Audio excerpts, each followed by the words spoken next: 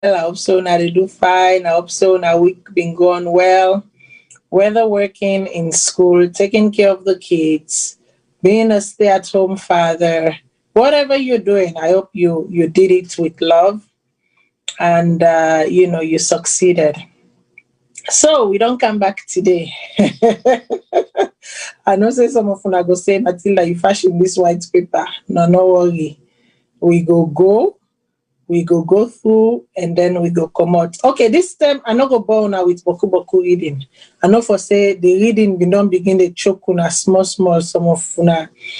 Write to me and say Matilda dear and I beg with a beg, Matilda with a beg, do ya?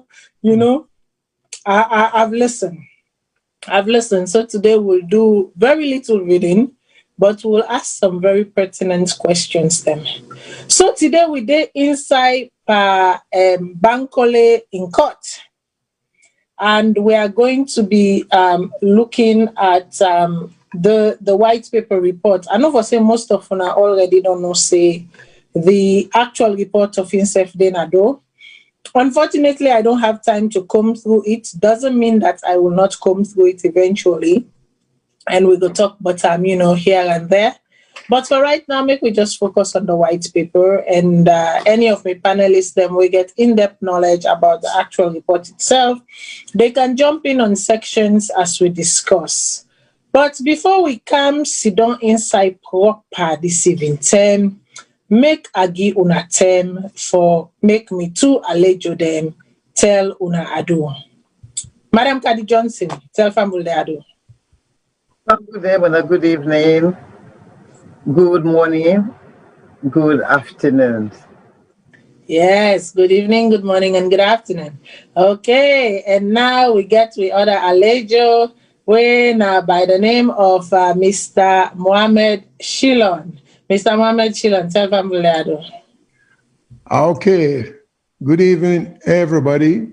We listen or to potential listeners. Good morning, good afternoon, depending on what part of the world on a day. So I'm coming to you from North Carolina, USA. Indeed. Very well. Wanna give me a quick second. Let me take care of something before you can interrupt and disturb with business. So I can make sure say all the gladiators them, all the devices they don't lock. Anyways. Now we can go back with business proper. So even before we talk about Bankole in court, today Bankole Thompson in court, I just want me to take 1 minute and tell me how una feel when una read the entire white paper. What in the white paper say from Bankole. I want to make una just take 2 minutes and tell family them before we begin go inside a little bit deeper. So I will go to Mr. Mohammed Shilon. Mr. Mohammed Shilon, what do you think when you read the white paper report, excluding or including the report of itself? Well, the white paper, to me, I take with a grain of salt because, precisely reflect what supposedly the report say. The white paper is a summary or a contraction or a squeezing of the report because the report very extensive. So the problem, and then the white paper also seem for deliberately left out certain conclusions, certain recommendations, certain findings by from the report. So overall, I don't think the white paper is bad, but reflect or show everything with the report say. So because for summarize or for compress an extensive reporting such as the actual Commission of Inquiry report to a smaller version, it will always create dissatisfaction and sometimes misunderstanding. So, but overall, if I have to express my own feeling, Well, it's better than nothing because there was a time the white paper was all we had. And now the reports are there, so man can go back and look at the report. If the white paper now explain things the way you understand what you need to say, you can go back to the report. So the white paper is good for whatever it's worth. Okay, I'll go to Madam Cole. If you don't mind, I can just abbreviate your name there. Jesse, or you can say Jesse. Yeah, so because na double barrel name, na compound name. I know. What have been your take in general of Bankole the report where them produce the white paper, you say? Yes. The white paper. Yeah, well, the white paper actually, like where Mr. Shilton say, it's kind of not so give me details at all. You see, it's like we are looking at the recommendations made, you see, and some of these recommendations, the things that we then take into consideration when these recommendations were concluded, you see, we don't get that, you see. We don't get that at all. I would have thought that the government would have published the report on the government website. You see, then it will be there for everybody to have a look at it, you see, because it's one big document that is very, very difficult to read in the sense that it takes so much time. And considering the limited time where we get for come this program, coupled with other things that people they do, we're busy, it's not easy for go into it at all. But let's say if they had published it in the website, people can go and look, get for begin say like make a can, print or anything and all that. But I may say, because some of the things from me on, what I may realize is there's certain things it's helpful more with the report than without the report. Is it because we're not able to deal with them the way it should be dealt with without all the other information where we need for we make the judge come to certain conclusions and all that. You see, but we can only do our best for see what we can do. Yes, but it's there anyway. You see, it's there, so we can just look at it and then see what we can do. Okay. So normally the white paper is supposed to be a contraction. It's supposed to be a summary, a synthesis, like a synthesizing, a shrinking of a condensed document. But in the summary, you want to write the summary in such a way that when somebody look at the actual document and then look at the white paper, which is in this case a summary, you left with little or no room or no doubt. Like the summary for be done in such a way that it captured the key findings them within the report in a manner that when you finally get the time for sit down look at the report, you really not go see differences, because the key informations then we captured in the report are obviously captured within the summary. But what I get from Una right now, the facts say, the summary, they not do a very good job in the summary. And that's when you read the report, there are too many missing parts where no feature inside the summary. So if you only go by the summary, then you might be misled in your interpretation. All right, you might be misled in your interpretation. But if you combine both documents together, then you have a better picture, a fuller picture of everything. So, Madam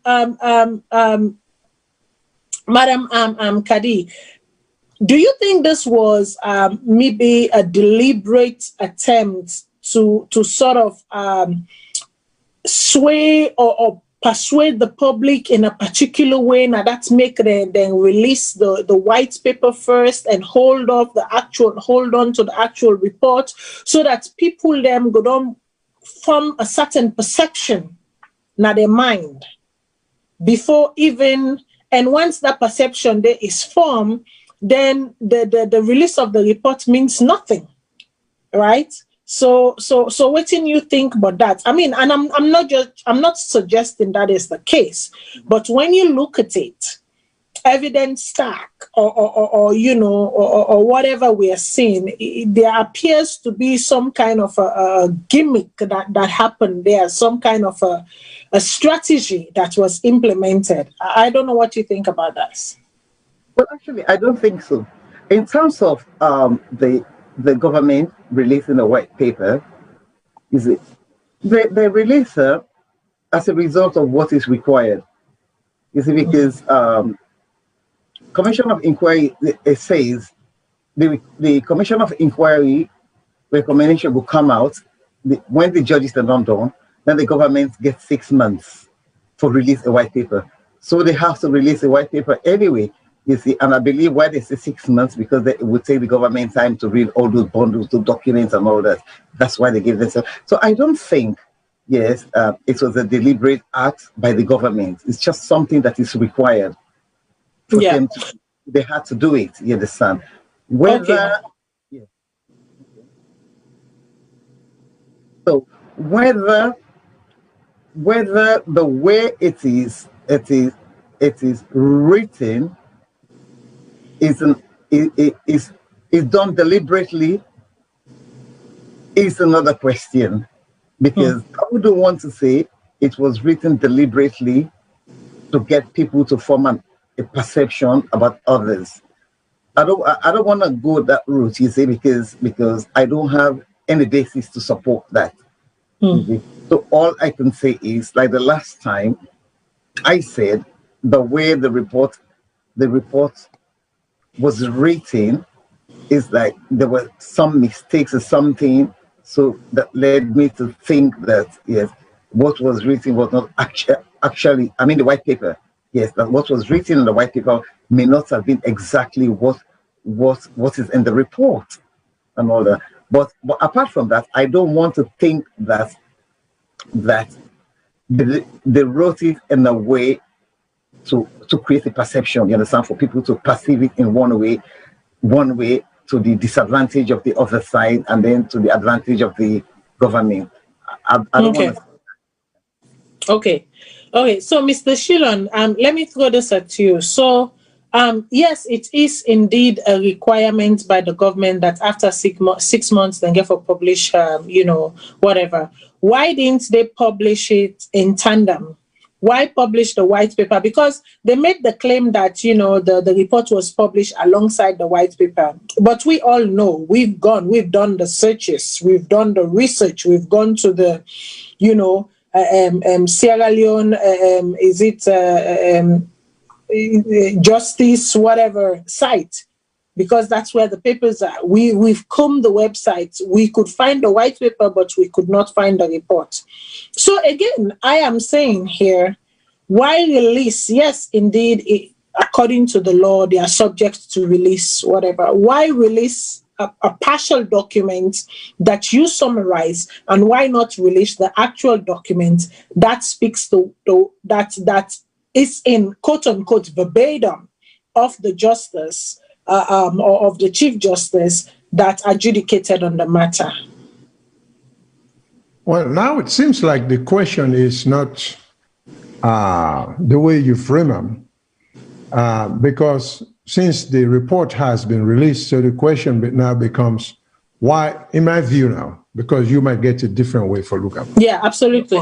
For any view is why not release the white paper at the same time with with the report? Why release the white paper?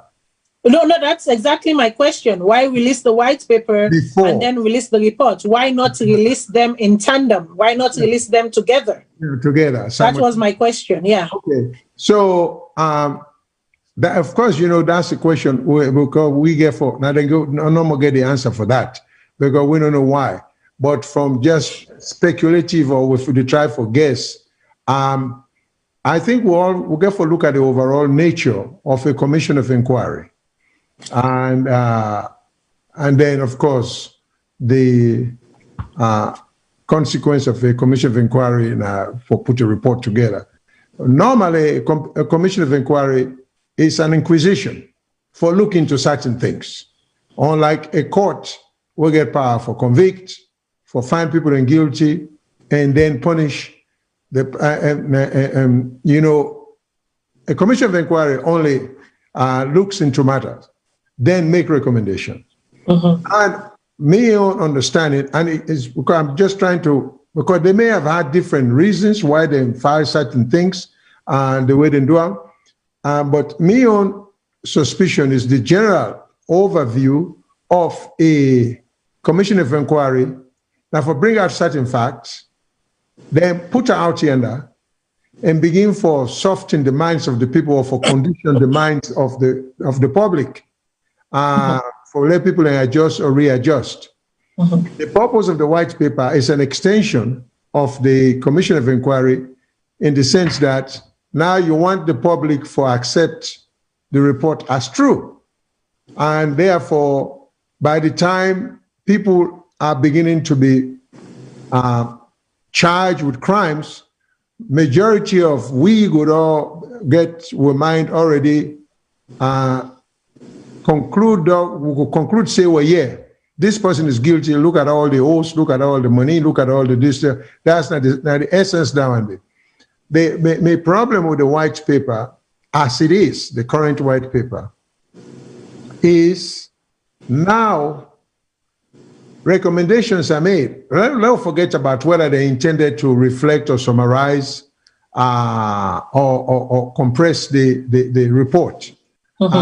Let's just look at it. The effect of the white paper on certain people. Now, if the government because the government go a step further by making recommendations, right, agreeing with some recommendations that were made in the report. For example, in one of the reports, they say certain people should not participate in government for so many years. And the white paper specifically say, well, we don't recommend that. We don't accept that recommendation there. And then give a reason. The reason is the president say, in one lay appear for being a witch hunt. I can't question his motive. But to me, you open Pandora box. Once you give a reason for rejecting that recommendation, you also now therefore explain why you reject other recommendations. You don't give reason. Right. You see the problem, and to me, understanding, not all the rejected recommendations were backed up by reason as to why they were not being accepted. Why certain people who supposedly were asked to refund certain things, their names were not even mentioned in the white paper. It looks to me to lend credence or credibility to the report. They should have just followed that rule there. When the president say, well, I know they accept keeping people out of politics, because normally if you say I was being personal, which is a good reason, then I think say every other variation from the report should be backed by the purpose or the reason why that recommendation is not being followed. But I don't think that's what happened in this white paper. Some names, certain recommendations were left out without giving any reason. So in that, I have a little problem with it. And I don't think it does them any good because it casts them in a bad light. Cast them in a bad light. Mr. Matilda, yeah. Can I just add to that, please? Yes, go on. Because, okay, the president sounds as if he doesn't want to be personal, you see. But the reality is, some of them, because some of them may end up being asked not to take up employment. In the end, it depends on the judges that will sit on this matter. You understand, that will preside over this matter. I'll tell you why I think so. You see, because you see, to me, it's a thief that they feel bad name. Period. You understand it? That bad name. Because most of them people there, yes, so some of them, they have intention to appeal. You get me? Some of them are going to appeal. Some may not appeal. But those who seriously believe that the things, the recommendation made against them, you see, is not correct, they're likely to appeal. And this is where the catch is. When they appeal, during the appeal process, what guarantee do they have that the judges will not decide otherwise? You see, that's the thing. And then, if the judges can say, fine, it was fine, we're happy with this, you understand it? And the judges can make their own decision and all that. What if the court decides to say, because you have some, I think some of the legislation that says, I think people, you can either pay, you can either be fined for some offenses for like three months, or you 50 leons or some amount of money, and then you do the time for 3 years. You see? So, and if people find themselves in a situation where they have to do the time for 3 years, and most of this thing is centered around dishonesty, and the legislation, dishonesty and fraud are the main things that will prevent a candidate or an aspirant from contesting for the presidency. And majority, quite a number of these people who are involved are setting their eyes on contesting for the presidency. So, for example, if by any chance they happen to go in for even 3 months or even less, or they even find them guilty in court for that, for dishonesty and all those things, then they are banned, they're out. So in effect is, you say, I don't want to give them a bad name. You don't give them a bad name, but you know, say some of them go fall by their weight anyway. Then go fall by their weight if they go challenge and all that. You see, I don't have any guarantee, just like I said, nobody has any guarantee of what the court is going to say. The court can do anything. that share the evidence, you don't need that and get the power, and nobody really dictate to them. They can do anything. And then go find them guilty. And that's another dishonesty. Now fraud, all that kinds of things. This is sort of another contest again. So when you look at the thing, mother, the president not get bad name again. He said me not to me tell them say they're not him up who now then fall by their own weight. You see? That is what I said that from day one when I came on this program, you understand? I said, what guarantee do they have? You understand it? Some of them might find themselves in that situation. You get me? Which is one of the reasons why I was saying that if you know you've taken some money, perhaps go and negotiate and see how you can pay. There is no court records that has convicted you for dishonesty and all that. You see what I mean?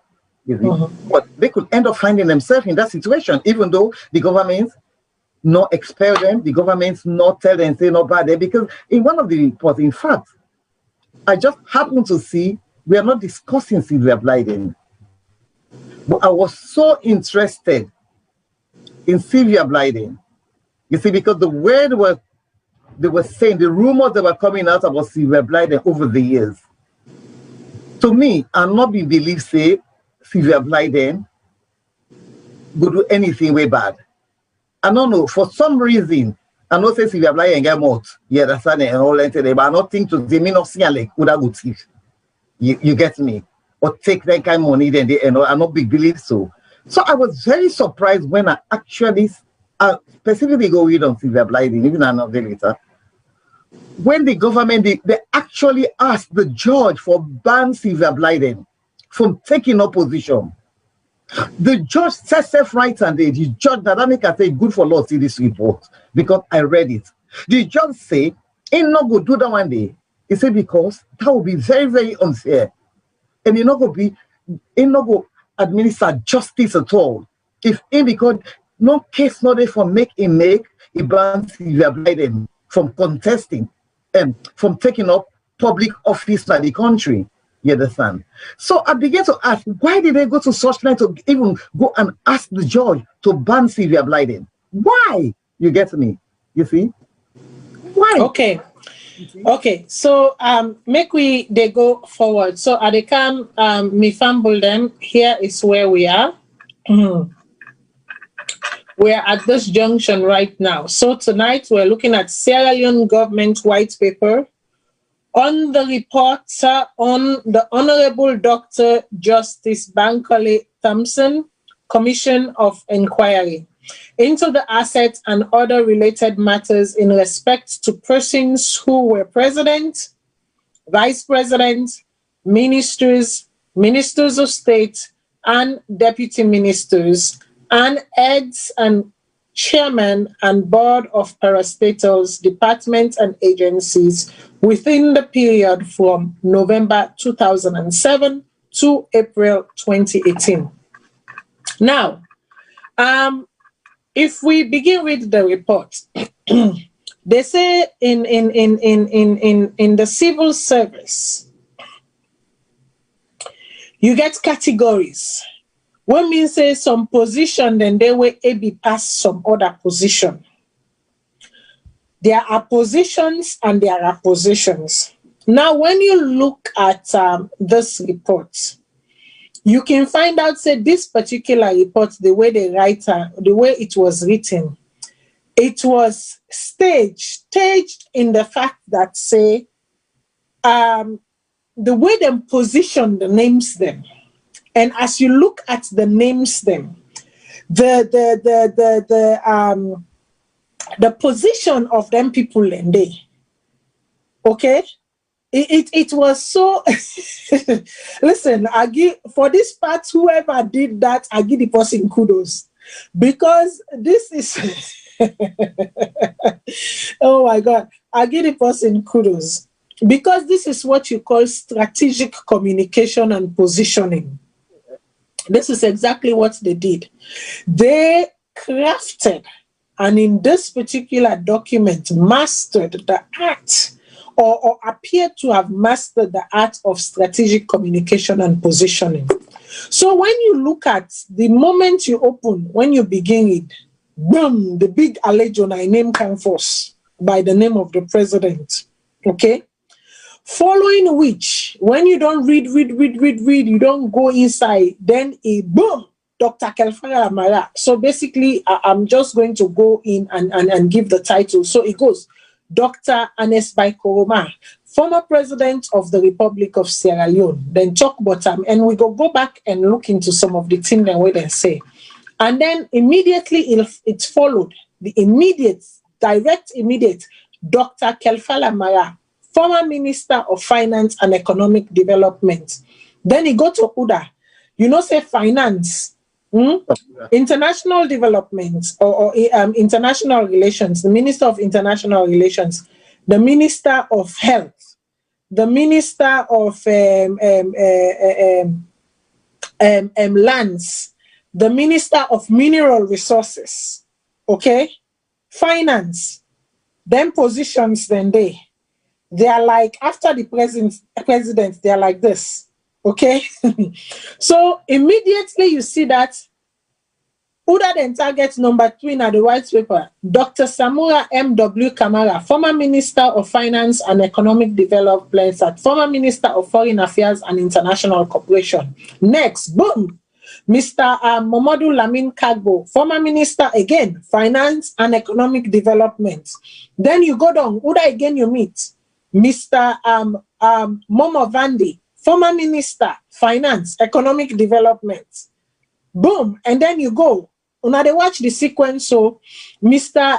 Sulaiman Kaba Kuroma, former board chairman, National Revenue. Now you wait here, say just now our sequence, National Revenue Authority, and later National Commission for Privatization.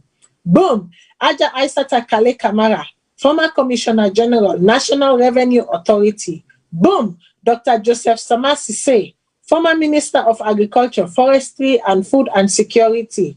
Boom, Professor Monty Patrick Jones, former Minister of Agriculture, Forestry, and Food and Security. Government, okay.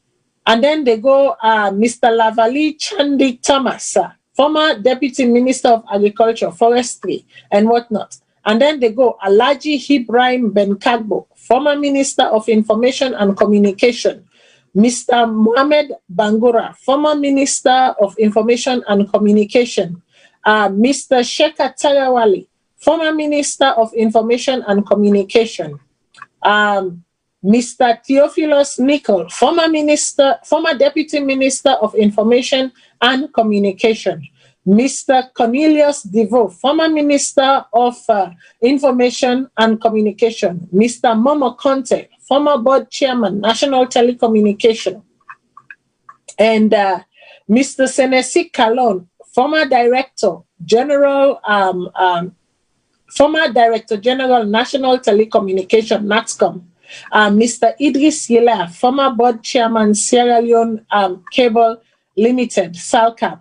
Mr. Mohamed Sharif, former Managing Director, Sierra Leone Cable International, Alpha Cisse, former Managing Director, and the list goes on and on and on and on with the names. But one thing you will be assured of is that when you say the big fish, or those who are supposed or are alleged or appears to be the big fish, now so they then puts them, say, you know, the ladder, they become small. So, in this vein, even before I begin to look at some of the assets and some of the numbers that's the crack, is this maybe, could this be the way they position the names? Could this be the reason why the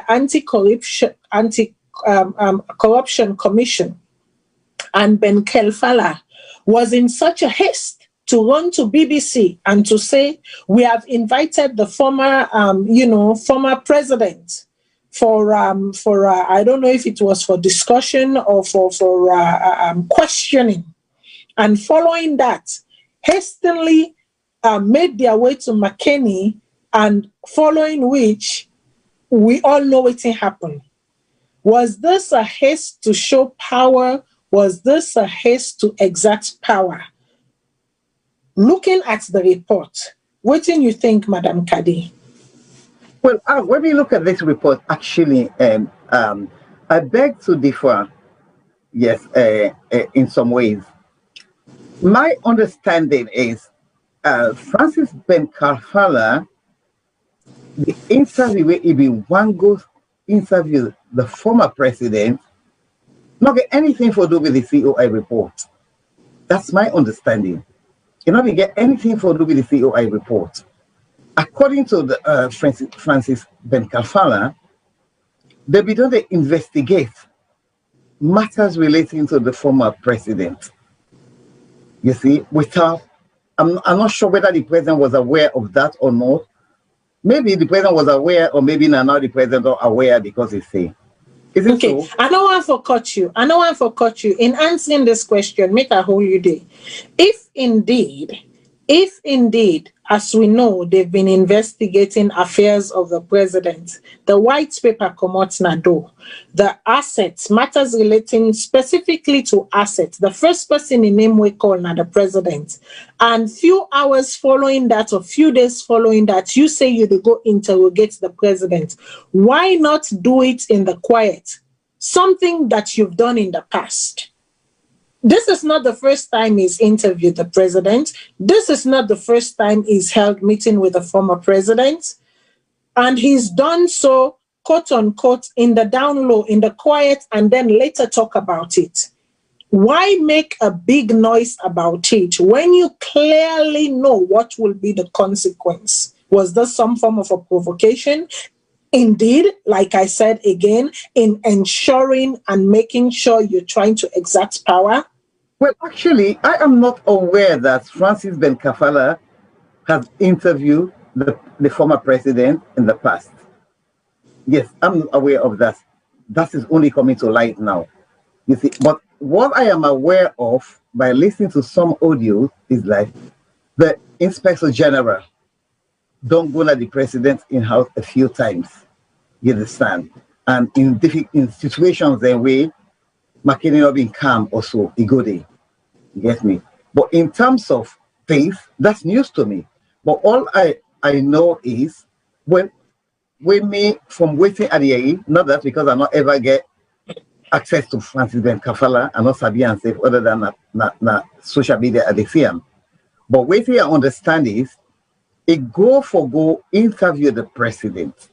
You see? And I think to say Francis Ben Kafala was right to go and interview the president. If he asked the president for interview, he was doing the job. You get me? You know, we have to call a spade a spade. We have to say things, call things by their names and say things properly, regardless of one's affiliations to anyone. You get me? You see, one's integrity matters a lot in life. You understand? So people get to say things how it should be said. Ben Kafala, you remember the last time I talked to you, not impressing me again because from the way we did with 1.5 million. You understand? Yes. But in this case, now in job they do, and if Ben Kafala want for interview anybody, including the former president, they get right to interview the former president. You see, because the reason being is, like we talk about perception here, you see, because people, we don't so take this whole commission of inquiry. But you know what? The Kafala and the former government, they only got themselves to blame in the sense that the way we then go about things, you get me? You see, because when this commission of inquiry comes, people then complain, say, including some of us, say, some names are not involved, then left some people them out. You see, so they not put some people. So people, all my heart be don't want to say, not fair, not just. As a result of that now, people not get chance for see the side of Kefala in your side because everybody just say now, oh, this now which one? If Kefala they go this side, some people be the insinuate say they go arrest the former president, which was not the case. And Kefala in your going there had nothing to do with the COI because Kefala was not connected with the COI. The COI and the judges that in get what they do. But because they don't make people they don't believe say, because of how they left some names them out, yeah, but in actual fact, Matilda, they not be left names them out because when I went through the report, some of the names, you see, even some of us they talk say not fair, not just. But yeah, to be honest, people in the name where they go Alpha Khan in name Daddy, Sandy in name Daddy. The investigators all they didn't report, the main report Daddy. You understand? You see, so people be just the thing to say they left people them out, but they not left them out. Then they inside the report. Maybe they go left people then like them out they waiting in man way open that mall. Then one and they not in a work. But most of the people in the work, I see their name inside the report. You get me? So this is it. Francis Ben Kafala was only doing his job with statutes give and powerful do. You get me? But because of these mistakes where they don't do, the whole population under the country not see that way that all man just say, oh, this is the one who arrest the president. Because if they don't do things at the present time and the after. But to be honest, I don't see it that way. You see, because maybe they condemn Francis Kefala. But when I don't go through the reports now and everything, and then when I see the way I don't go look the anti-corruption legislation as well, I don't read them, you see. So I get a clear picture now, see, Ben Kafala was doing a job. Ben Kafala was not even going to arrest the former president. No, he wasn't. He not been getting any need for go. You see? Okay. So we clearly know that he the reason why make Ben Kelfala go there not to forgo arrest the president. We also know say yes, Ben Kelfala been they doing in job under the statutes and limitation of the privileges or whatever of the Anti-Corruption Commission. Yes. We also know say the anti-corruption outside of the Commission of Inquiry been they investigate they do an investigation on the former president, yes. But always when they go interview or get audience with the former president, it was never announced. They not they ever make them public. As a matter of fact, the last time that happened, it was only after the interview had been conducted, only after they meet. Now that time they make them public say, we met with the former president and blah, blah, blah, blah, blah. Because the first time when he attempted that day, there was an uproar, there was an outcry. At the end of the day, I can always say, some man go see you as a Judas, while another person see you as a Christ. Okay? This person then are in territory, it then are in hold, it then are in stronghold. And make we not be naive about the powers where tribalism and regionalism and loyalties get within with society. So immediately following the release of the white paper, if you intend for go interview the former president, whether relating to the COI or other investigations the way you've been conduct, why not do it in the manner in which you have established, where not they bring noise, where not they bring instability, where they give you the results and the outcome from both ends? Why make a show about it? Mr. Shilon, for me, that move was a disturbing move. That move was a callous move. That move was an irresponsible move because it's not. He's done it in the past. He has precedents to follow. Why didn't he follow established precedent that has worked for both parties and for both sides? Why create? Because honestly, for me, the uproar will happen at Makani. I lay it all in the hands of the ACC. Period. If there wasn't already an established pattern through which where it is used for approach the president because of the experience where it don't get in first attempt, then I would have been like, okay, but you already don't establish a pattern. Why not continue with that pattern? I mean, okay. We get a lot for unpack now. It is difficult for me for second guess Mr. Kelfala in reason why he announced ahead of time the interview with the former president. Tactically, I'm inclined to agree with you that maybe that was a wrong move in that it was not the most effective way to have done it by disclosing ahead of time that he want for go interview the president. But what I want there we caution we safe about is Ben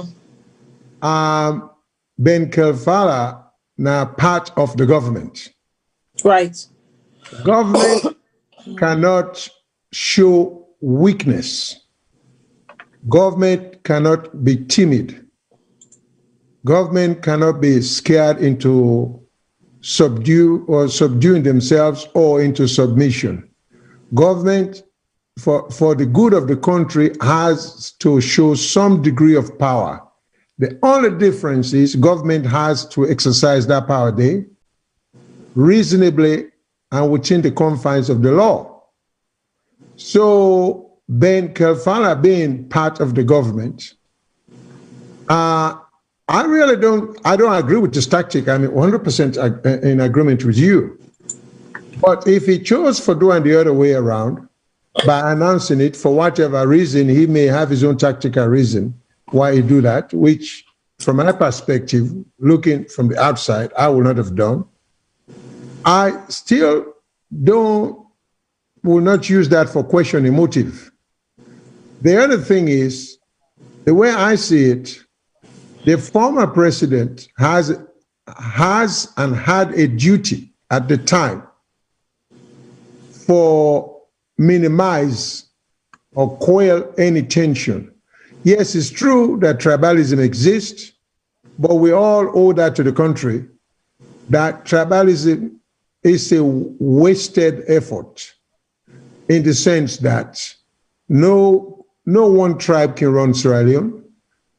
No one tribe can conduct a civil war and be successful. I mean, the people that can use them, there are guys who believe in that. I call it nonsense, but it's counterproductive. It does no good. I mean, I challenge anyone who could tell me, say, tribalism, they show me some positive aspect of tribalism. What good has tribalism ever done to us since independence? What positive result have we seen by being tribalistic?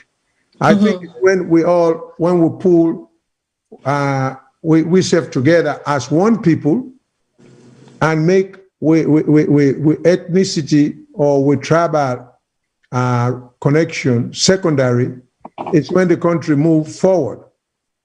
But yeah, there are people who will do that for their own selfish ends, forgive this aura of, oh, is this tribe versus that tribe, is that tribe. All tribes are important. Everybody to make contribution. So now, going back to Mr. Kelfala,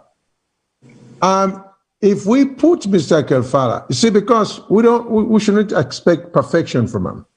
First of all, he's one of the very few government officials who, as we're talking today, if you invite him to come and explain some of these things, there's a good chance he will accept the invitation and accept him and come on the show and express himself. You may not agree with him, but the fact that he has the willingness to explain things, to me, I give him high marks for that. Because the other government officials are timid. For whatever reason, they will not come on shows. Or if they do, they're going to go only to friendly shows. Because recently, with all these things, I've seen Ben Kalfara being interviewed by other networks back home and everywhere, getting a reason. And he seemed to, I don't always agree with him, but he seemed to be very clear on why he took certain positions, you know. But the former president, you know, it's dangerous to begin to start demonstrating a show of force for saying, I am the former president. So you can't do anything with me when I get for compromise with me. It puts the current president and the current government in an awkward position, in my view. Because so make a holiday, Mr. Shilon. You say he is showing, he's been quote unquote, you know, a bit of a show off here and say I'm untouchable and whatnot. Yeah. But to his defense though, you've never heard him come out to make a statement, or other than the fact that he tweeting or saying that I welcome the interview by the ACC, I will be cooperative, I have nothing to hide, they can ask me whatever question they wish to ask me. Outside of that, he has been very silent. He has stayed, like what I can say, Sidona Yukona, he has stayed in his little corner. For me, I don't know that he's done anything that shows obstruction of justice. From what I have observed so far, he's never, come out and make bold statements and say, okay, make we see, we go meet na Fiti corner type statement. His supporters may have, and that is their right. But him as an individual, he hasn't done so. So don't you think in his quietness, quote unquote, or silence, is because he doesn't want to trample on the rights and powers of the current president and want to really show respect to the office? Well, you know, there are times silence can speak volume. It's not always when you're silent. You are not by implication implying or directing something. I will give you one example. Let's say you get a dog where you know, say, if you left and loose, it will jump on somebody. Then somebody to go by, it begin chase the person, then you sit silent. Of course, not you send the dog for go chase the person, but by being silent, you know the dog in propensity that most likely it will hurt or bite somebody. Mm-hmm. Why not say something, call the dog back or restrain the dog? I mean, nobody will ever accuse you, say, oh, you see this person, I send the dog pound. Now, we get a live situation at the United States. The previous, not the debate between the two presidential candidates yesterday, but before, the previous one, where they accused the current president of having a certain group of people where they encourage, they not say they direct them, but they say they encourage by not condemning them. Mm-hmm. And even when he say, okay, what are they talking, because this group, they name the Proud Boys. They say, well, Proud Boys are going to action to stand down. Then right. Still not go far enough. He should have gone far enough for say, owners stay out of it and not encourage violence.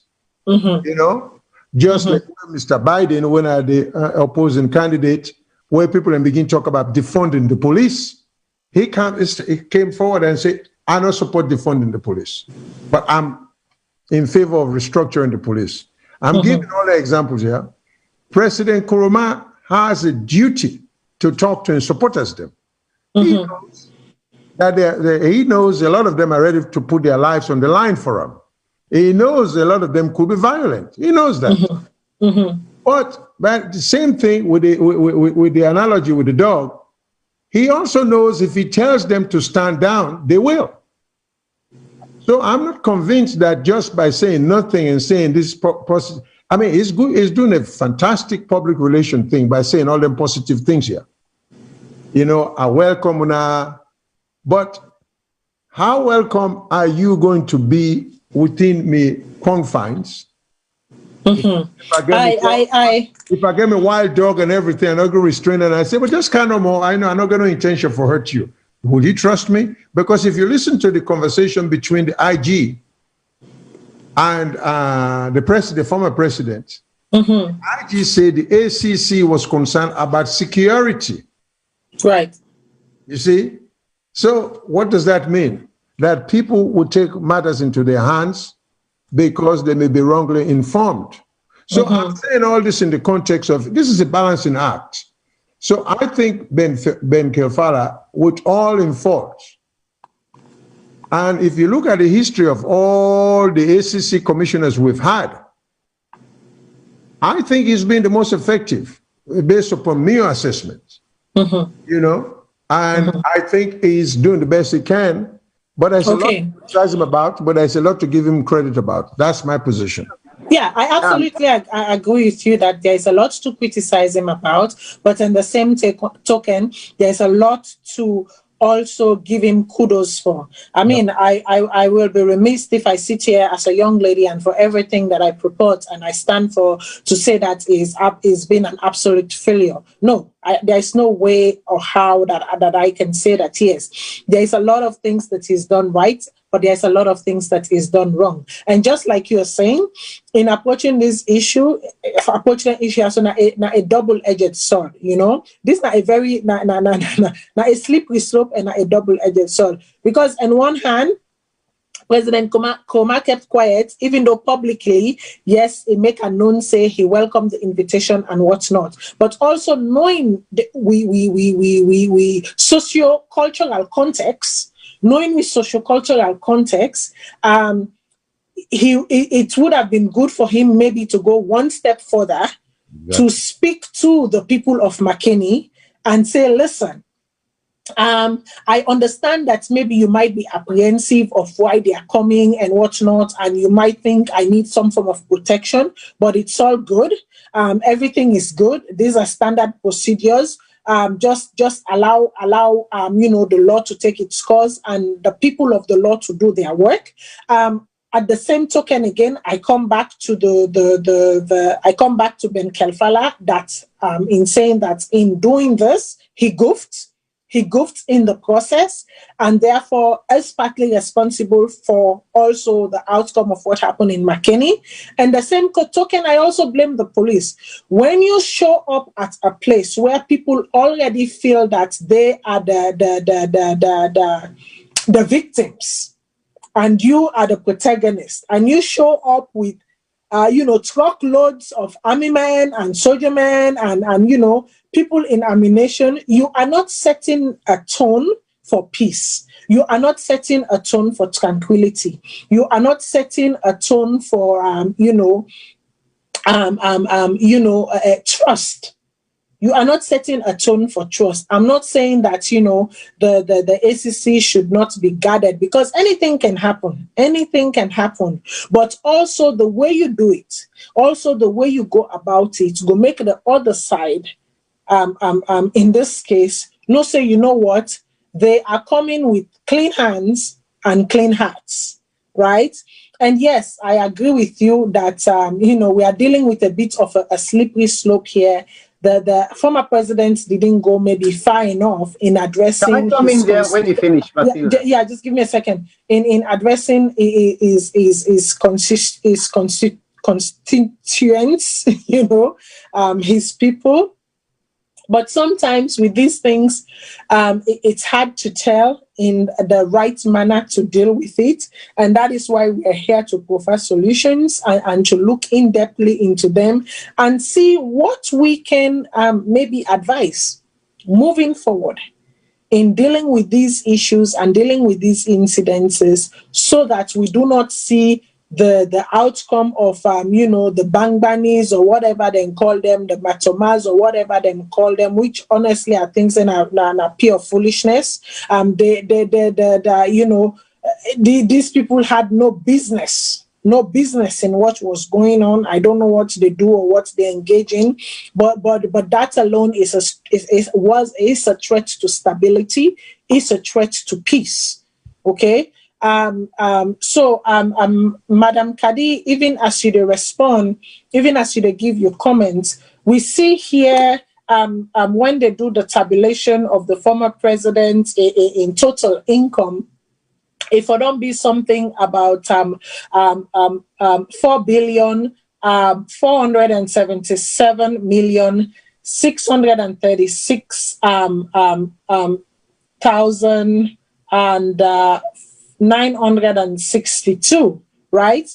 But then say just in us alone, as they are giving an example, and say just in us alone, na Femiton na dry, na a tune of 40 billion, is it 556 million plus change. So that's a jarring number just for one us. That is a jarring number just for one us. And also, when you listen to Ben Kelfala in interview, he also go ahead for make an allegation for allegedly saying that the former president was involved in money laundering, or that they have leads to suggest that the former president was involved in money laundering. So when you look at this number and you look at all of the allegations that are coming out, what comes to mind? Right. Wait a minute. To me, what the drive for say here is this. First of all, the former president, if anything, I would only say waiting a patriot, they say. You understand? You get me? If anything, I am in a better position. Say I can protect, if I'm able to protect the former president, I can protect some. You understand me? But the country comes first. You get me? Oh yeah. The country. Get me? Eh? Yeah. And they go to waiting, Mr. Shilo say, and you said what you say. Going to McKinney with a place with a truck of vehicles not to think way, maybe glad about, particularly where we don't get that incidents, na bombali where they kill people then. I made an audio way go out because I felt very strongly about it. You understand? And all. I made an audio way go out on that. So whether since they don't the place don't already tense, it's time for camp. Going there with the place is another matter. But then again, there was an audio going around before Kelfala left, before Kelfala in Menden left, and put their life at risk in the sense that the vehicles they were coming with, it was all over social, the numbers whether they come with, the vehicle, all the vehicle numbers, then the people, the commission of the COI people, they will be, and the anti-corruption people, wherever they go, then publicize all the phone numbers and the vehicle numbers then. You see, so then they too, they put their lives at risk. You get me? Let's just be honest here. They put their life at risk, which will normally do so we don't want other person then, you see. So that video went out because they're not left yet. So there's a possibility that maybe sometimes they change the vehicles themselves. You understand? Nobody knows why the police then go there. But before then telling them, if they're not left free, so they're not tell and say that this vehicle, then the number, they all then put them everywhere. Don't you think maybe sometimes that may have even make themselves get police now for go there for see maybe this and they try for create a scene or problem. I don't know. I'm only saying, you see, I'm just playing devil's advocate. Understand? So we have to look at it that way again. But in terms of, you mentioned say all the Bangbanis. Well, let me tell you, Bangbani no did it. Because I know about the Bangbani. If Bangbani been there and nobody know the day na do. When Bangbani come out, nobody know the day na do. Because unless you are a member of Bangbani society, you don't see Bangbani. You know they go there. Like you know man said. So there was no Bangbani there. You understand? Maybe other society they been there, but Bangbani na the Limbayom. Them not be did. Bangbani not did. If you did the whole market they hide.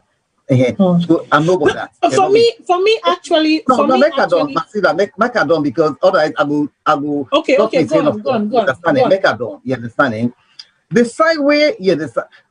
As I say, they don't make we believe say because the way they go about this corruption first. Now I make all the people that are out and probably all my at one. Everybody say now because they go say they go arrest and the president. Now many people then go there. But then again, you see, the president as a law-abiding person, you get me?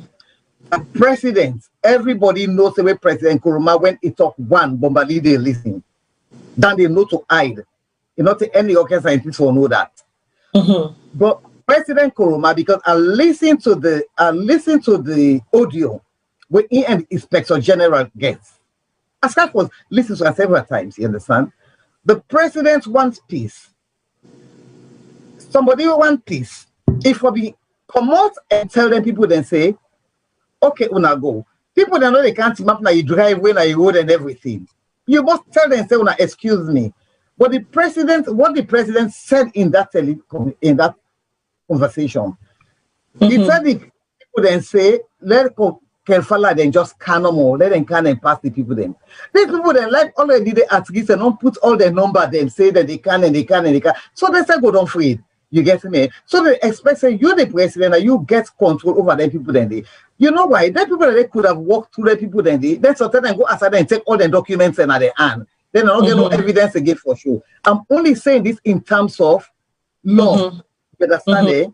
Now that's what they say. And they took in terms of law, not in terms of and they support anything. No, yes. If anything, I'm likely for support the president anyway. You see, both the former president. But I just look at in terms of the law.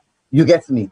Then like in man and life they at risk already. So they're not gonna go like the president said the IG say, well, you know, say when you've been Kanaya, so you've been Kanaya. But what they not tell we the circumstances where the IG been go there, not to the same circumstances. You understand? Yeah. To the same circumstances. It go there for another thing where not related to people they say they go and school. Man. You see, now we ain't go there, what they go say then go for go arrest them. So now two different circumstances. So they cannot say because the IGB don't go there 1 and 2 times, you know, make you do the old thing. Okay, if he do himself, he work, You understand? But mind you, these are people then number outside on the all over social media say they don't Canada number there they carry everything. So for duty bound for protect Emmanuel where they can work for them. President should have come out instead of president say the former president say, well, okay, when I just can no more, when I pass the number, when I can nothing no go do now. You're there in legal team say they go take them. That is not on. President Koma, the former president, in my own opinion, you understand, I could be wrong. But the former president, in lawyers then, you get me? I hope so when they listen to this, they're not going to take offense, the lawyers then. Do you are not come for discredit or anything. But I wonder now whether the former president was being advised properly. You get me? You see? Because, yes, because if they advise them properly, therefore we just say, well, okay, tell them we are letting go first. If they don't, then go come back. But for let them say, let them people they answer the CO people then come out, then go risk their life. Yeah, they don't know. Impossible say they don't make for do their nothing. But that was the big risk. You get me? You see, so we therefore look at it that way. You understand? Me now one person will make an audio out. We send them to the president, the former president. We make an audio out. I send and select people then forward them to them because I know people that will go able forward them to a play them. I send them to them. I say make you not listen. He go listen to his advisors then. But in daughter, I get a daughter when a lawyer. I say that in daughter be the last person with the advice I take on because in daughter in your advice go be a genuine advice where you know say again papa in interest. Whereas lawyers, we don't know whether lawyers are advising him to protect their own self. Because some of them lawyers they are so. Because if they look into because when they read into this Justice Thompson in reports now, you get me? You can tell that, you understand, these lawyers when they advise the president, are they really advising the president in the president's interest or to save their own skin? You see, because some parts then are the Anti-Corruption Act, where those two lawyers where they represent them, they were they were ACC boss. You understand? They are the ACC boss. I'm not saying that there's no conflict here. There are some people they say conflict of interest. No, they say because they are no longer there. If they're in there, now we'll say conflict of interest. But they're not there now. They're not there. You see, so then Garrett will represent them. But when they were there, you see, you get acts, legislation, provisions then they we expect them for do things fairly. We expect them for no certain things. You understand? Where they not do them, you understand? Where then they in breach of some of their provisions then they based on where they are read. You understand? So it makes me wonder if President Befala they can now then say they issue something against their lawyers then they. And if they issue something against the lawyers then they, you understand? I'm not thinking to say Francis Benkala go wrong. You get me? Yes, if they make a case against the lawyer, then not because of an escomao, but in case of how they perform their duties. You get me? They can issue and then they can say, well, let them go, all man go defend. And the minute they go for go do that, they're not able to represent President Koma again, because then there will be conflict of interest. You see? So anything can happen, you understand? So with a look and say, a lot of things say, because when they go through the report, you they see side and where people they not declare their assets. The commission, the ACC boss, they not do nothing. And the legislation say, then get duty for receive, examine, you understand, and keep the thing, and then get duty for investigate, for verify any asset where they declare. Therefore, make inquiries and verify the truth of that asset. They're not what they said because they look some of the reports. Some people they know at least until the former president in the way they go. Some people then it takes them some years. They not declare their assets. Okay. And this so in the there. Same. So what I'm saying here is I'm getting worried now whether Nadamika tell the presidency if you don't an lawyer, okay, you don't have to get people that will senior for an law. Something that when says you go listen to the advice in the former president in law in the game, but instead go think in papa in your best interest. You understand? For say, daddy, this not so. You understand? Because we don't know now. First of all, I tell the president, say some people will go advise you, maybe because of money making time now. They're all making money out of you. You understand? Then we don't know whether they are advising you because of they themselves are trying to say, well, if we're able to pull them, we set not go there. You understand? Like every possibility they themselves can get incriminated, implicated. You understand? And then the commission of the SEC boss, they can change things around. You understand it? So we don't know. You understand? So I made that audio out. So I don't. The reason why I'm mentioning it is because I don't want to appear as an hypocrite. You understand it? I made it, and that was a genuine advice. I said, listen to you, Peking, and all intended. You see, Okay. some of them said, yes, they said for me, tell the president, say, okay, come on, I do talk to the people there, let the boss then come. You understand it? But it's as if they self they encourage things to happen. The former president, yes, a peaceful person. All man not say in all they talk. If a peaceful person, and if you get lawyers, then some things that they will do, we not go to blame him. You see, he gets blamed. But you get lawyers, then why in lawyers, they're not tell and say, come out, go talk to the people they are. Let them come out first, let them can do this thing. Why? You get me? Why? You get me? You see, so they're not help this man go by waiting in lawyer they tell her. So if lawyer they tell her anything, it bound for listening to in lawyer then because if you to say then get in interest at heart, you understand it? Okay. But then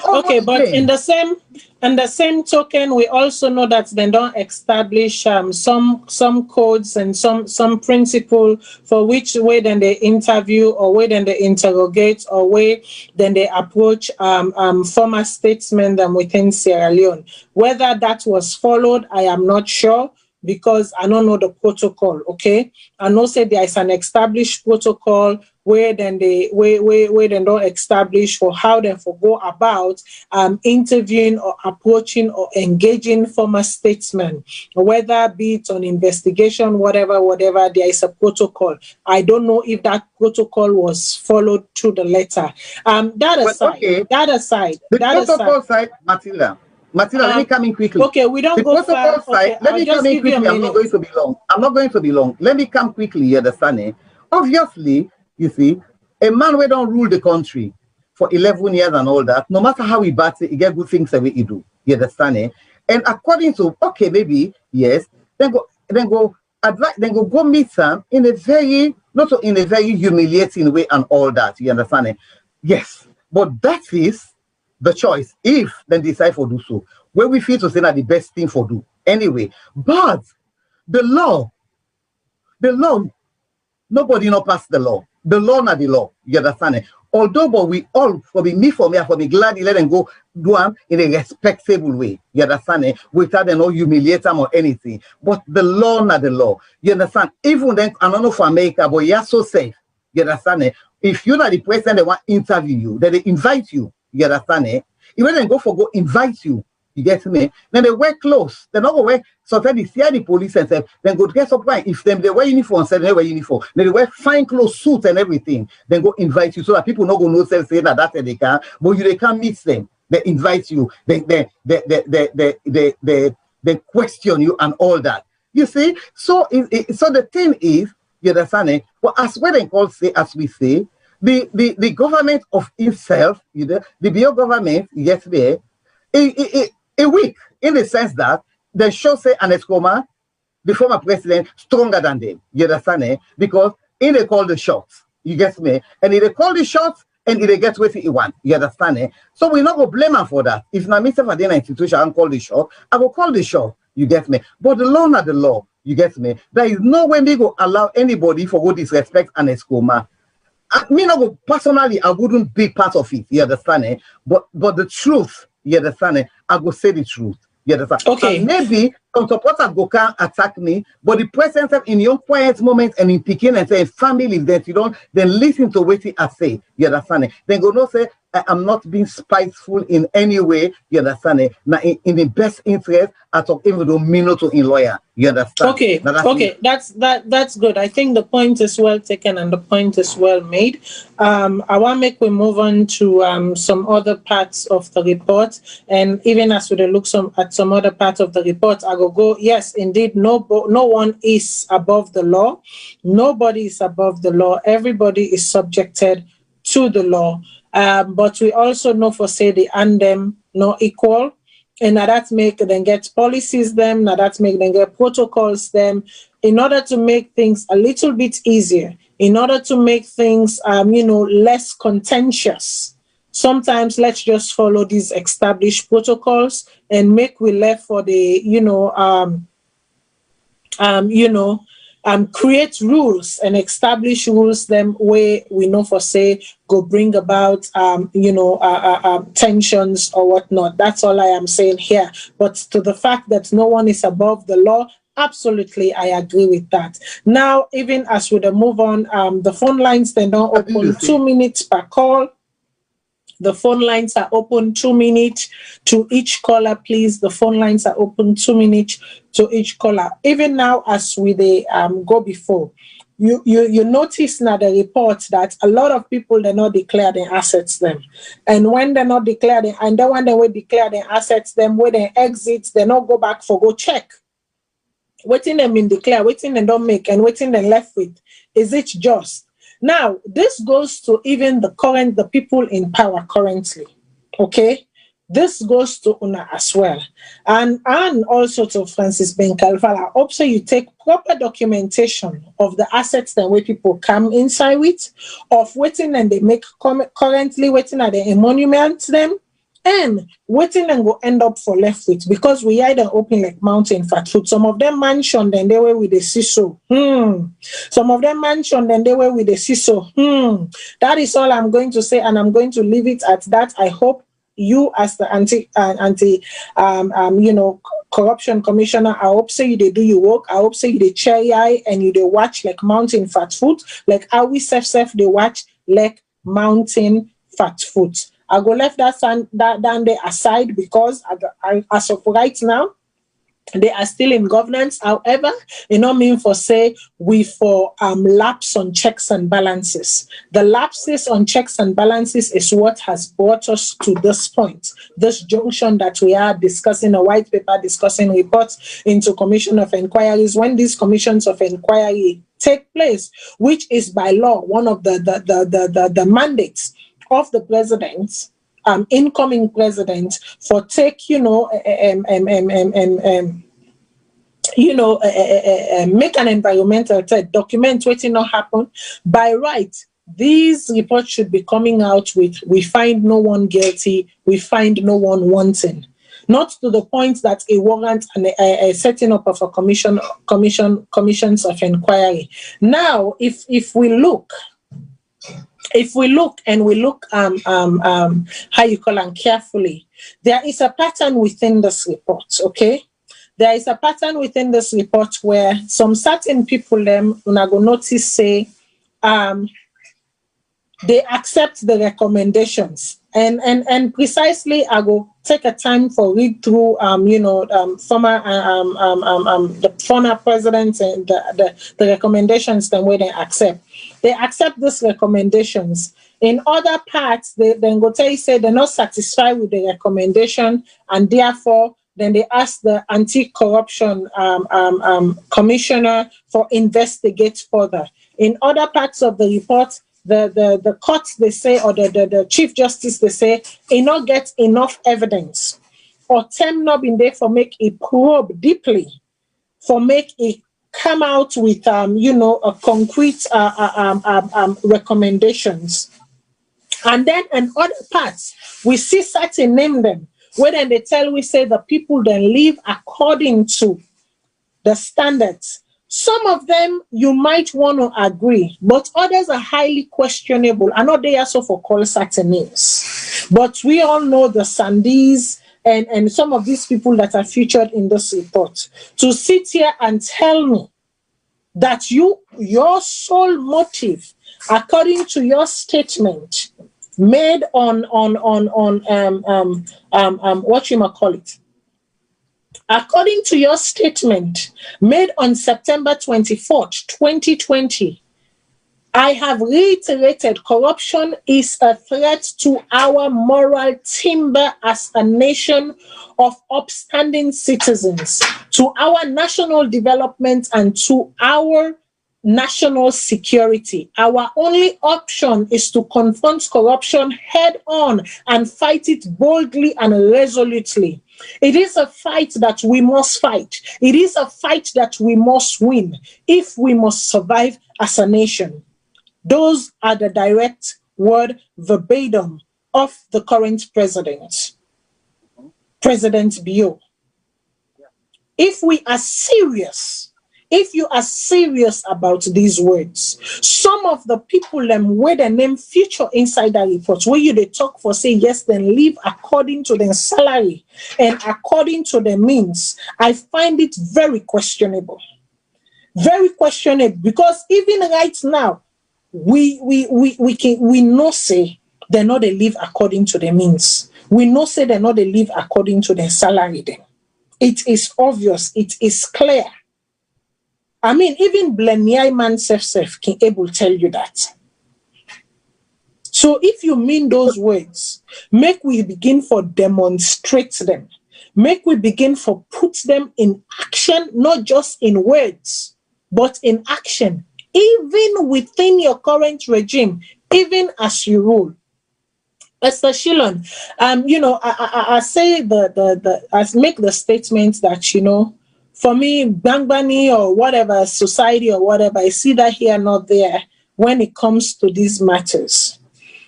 And for me, I stand by that statement. I am not spitting on culture. No. To know me is to know that I adore culture.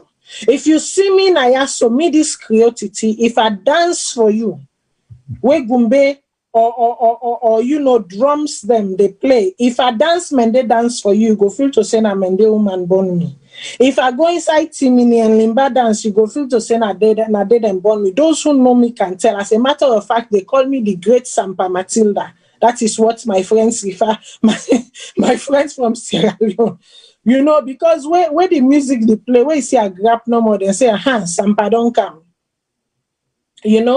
But to on a more serious note though, when these things are happening, I think say it's we need for educate with people them for no say there is a time for culture and there is a time for the law. This is a time for the law and this is not a time for clash of culture and law. I don't know what your thoughts are even before I move on. Well, again, here's my take. With respect to the culture issue, we all know, I grew up upline. I grew up in Naminde line. I know every group or every tribe get their own particular societies. Some of them are supposedly secret societies. But these demonstrations are usually on certain social occasions. What amazes me here, what was the redeeming social value in bringing all the devils and the display where ACC one for can investigate? How does that because me understand say all the devil business, they whether na hunting, whether na poro, whether na this.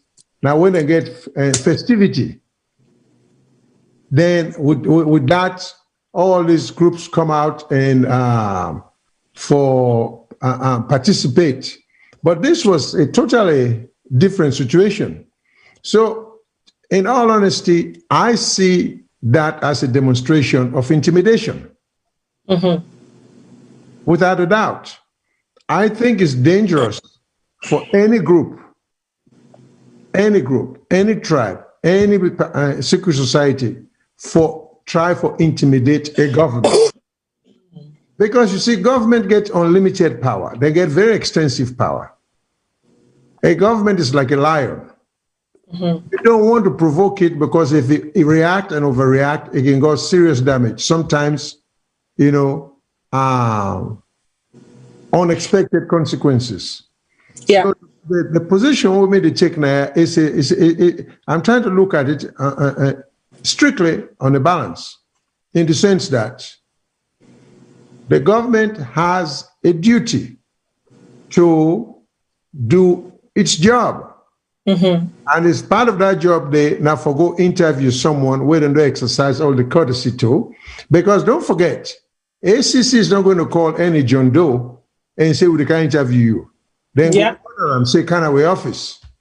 So the former president is being given all the due respect by them going to run. So instead for give a mutual respect to the system.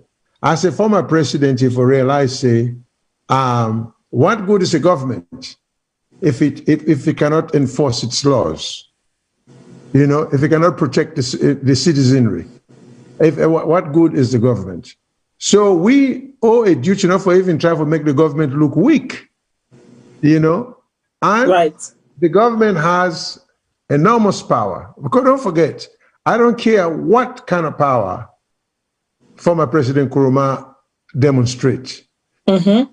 He does not have as much power as the man who is in charge, who controls the army, who controls the power. I mean, that will be delusional for beginning for things say, oh, I in McKinney here, I get as much power, I can resist, I can protect. No, you don't even want to get to that point, is all I'm saying.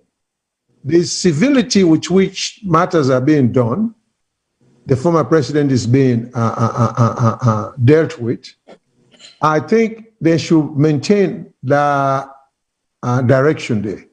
But we shouldn't try for make it look like, and that's why I'm saying it's a little dangerous when the existing government is showing some degree of weakness. A government cannot demonstrate weakness because a government with weakness, you encourage chaos. Right. You see, because people think they can take matters into their hands, and when they take matters into their hands, everybody becomes victimized. Now the danger there about government just not showing the strength way for sure. So I think it's the duty for the former president for whenever he senses that things are being so tense that it may lead to such, because we already get an instance with the McKinney thing concerning the generator. We see what happened. We see how many innocent lives were lost unnecessarily. So with that happening, when some government officials then say they come up north, Mali district there, I think the duty is on the one they were there in charge in the area for make sure say young people do not take upon themselves for challenge authority, which are distinguished from exercising a constitutional right. I mean, they get a right for demonstrate, but I don't know if they have a right to demonstrate against Mr. Ben Gelfala, who is an ACC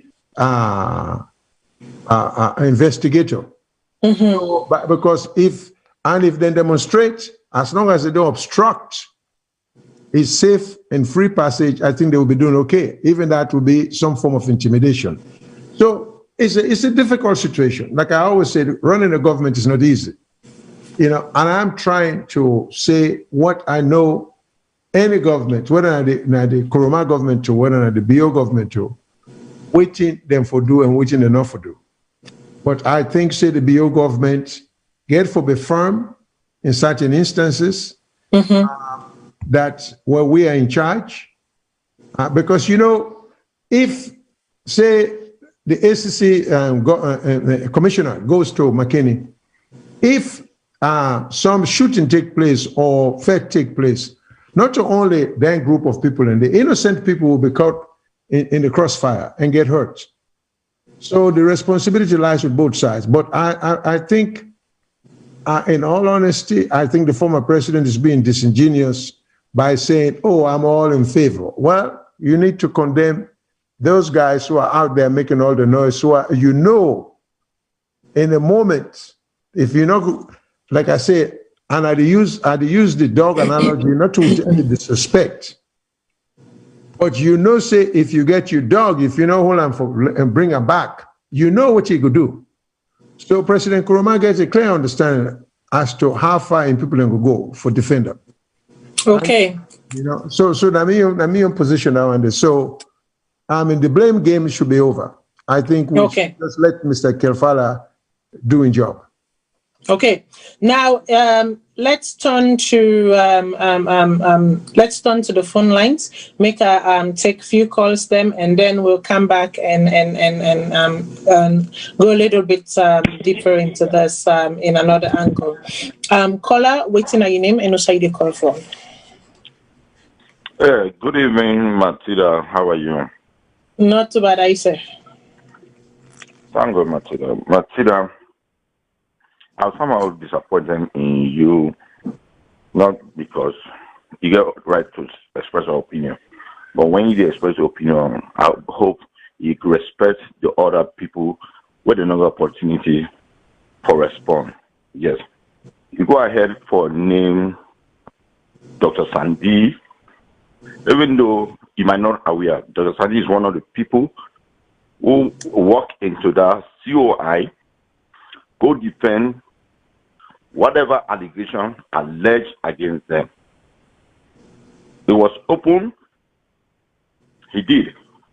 If the white paper comes out or the Commission of Inquiry report comes out and say the man lives within a mean, and Dr. Sandy in question, do you know how many years it took in power before President Kuruma removed him?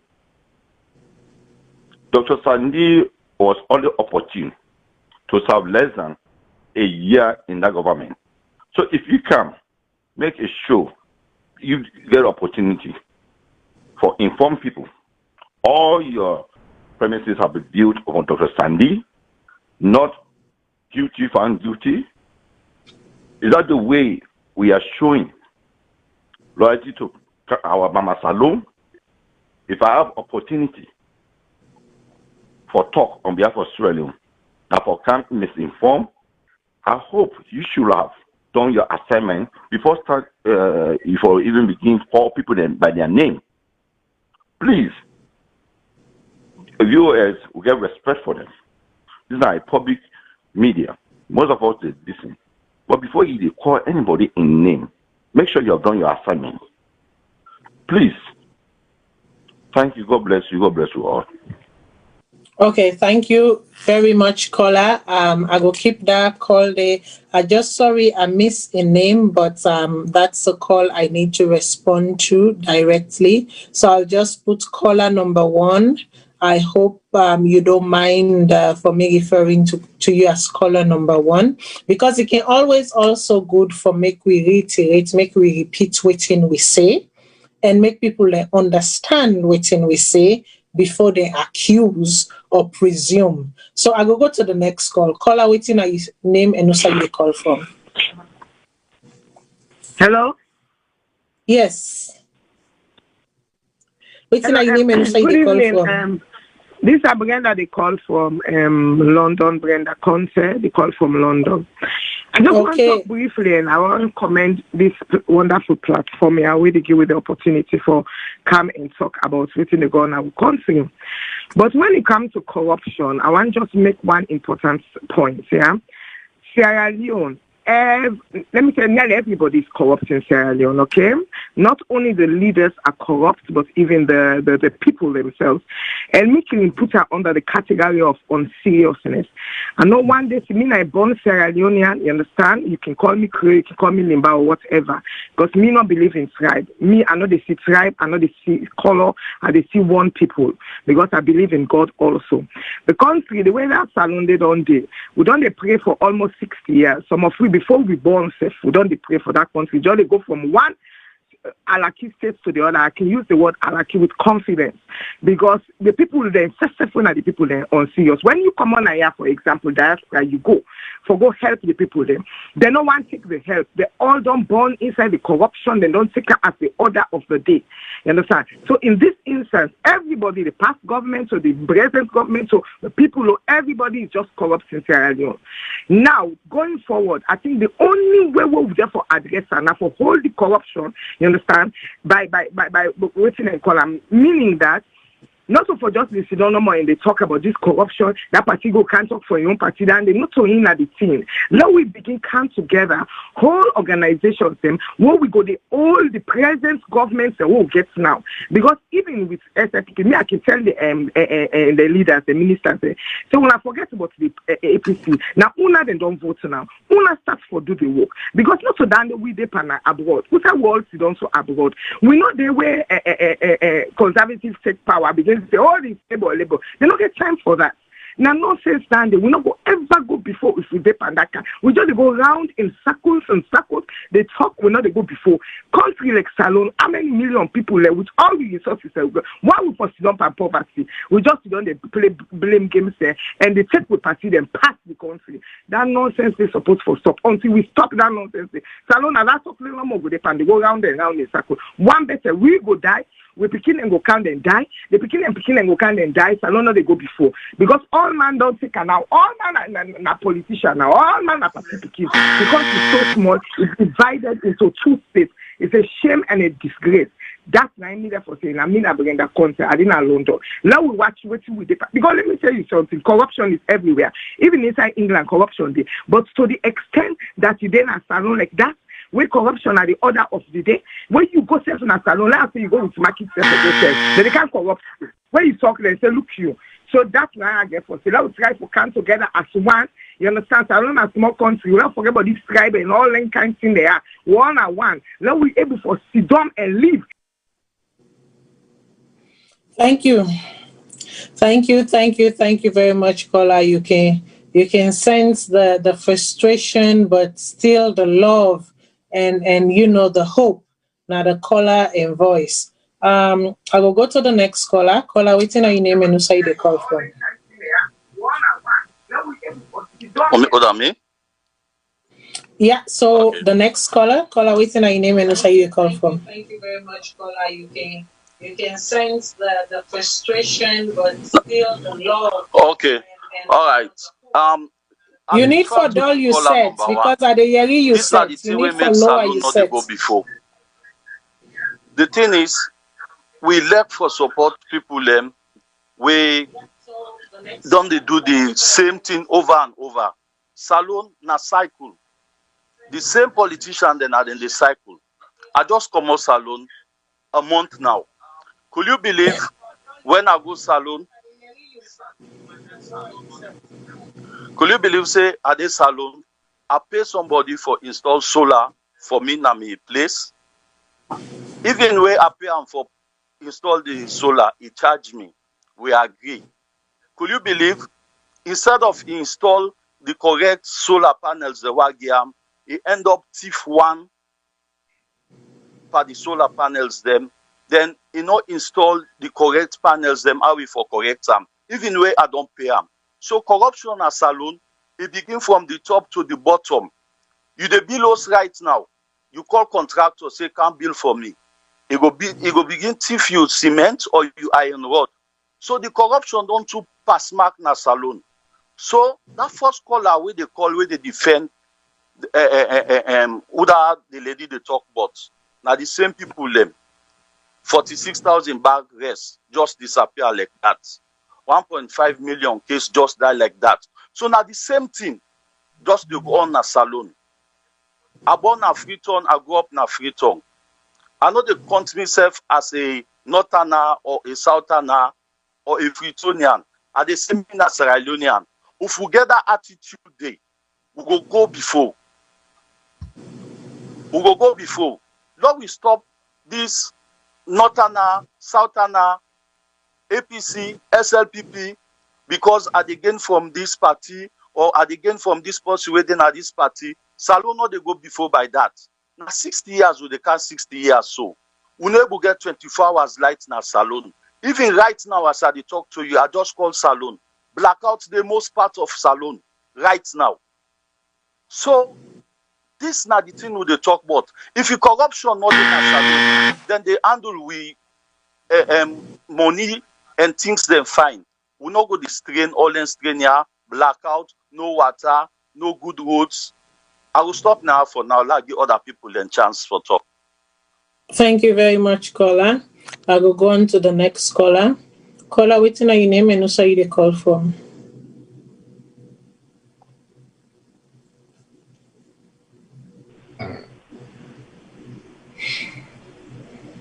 Hello, caller.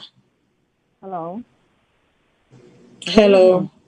Waiting on your name and also you they call from. And if you can just speak up a little bit, we go be happy. This is Zainab. I call from Canada. Okay, hello Zainab, welcome. Yeah. I want to give my own contribution. Go ahead. Concerning Mr. Shillong,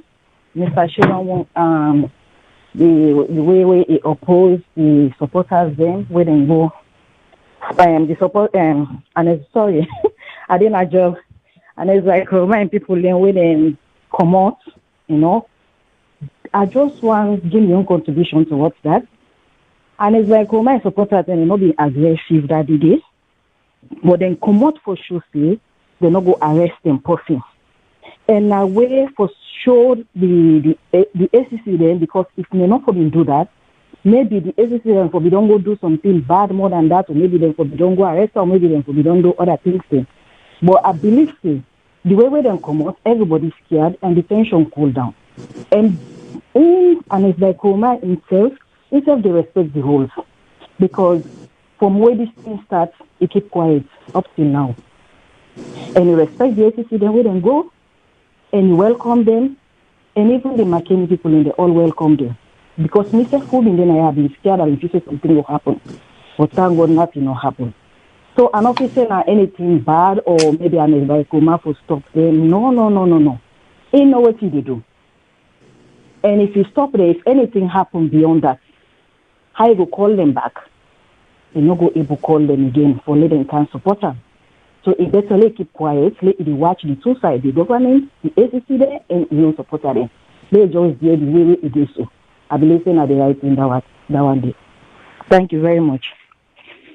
Okay, thank you very much. And then there will be my last call for today, just because we're running out of time. Sometimes this topic, you think they won't take long and they won't, but when you sit down inside the discussion, you know, the time really can fly. So I will go to, even I will give me panelists them one minute for make una address the caller them comments, because I don't think there was a lot of comments that warrants more than a 1 minute response. I will start with Madam Cady Johnson. Madam Cady Johnson Cole, waiting a young comment with regards to the callers. Your mic they off.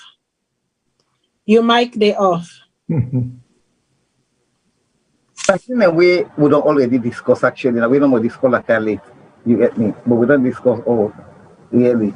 I suppose if the caller goes through the video again, they will get the answers and you get me. You see what basically is. Time don't go, no waste time. You see? Caller, I'm not disrespect you, but if you go through the thing, it did it. Yes, so basically what you they say is correct. What you they say is we don't deal with them already. You understand it? Where we say we don't talk about them, but the president peaceful, they will don't talk about waiting the president for me do what enough for do or waiting the lawyer. Then we don't deal with all that they do a big, not to disrespect. So yeah. If you go through no more the audio, you go get the answers there. We don't do all that. Okay. Sorry about that. Okay. Mr. Shillong, over to you.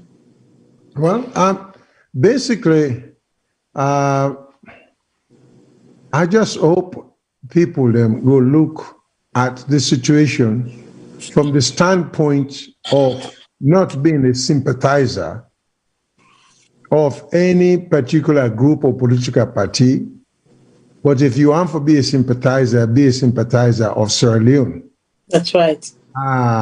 Feel sorry for the country.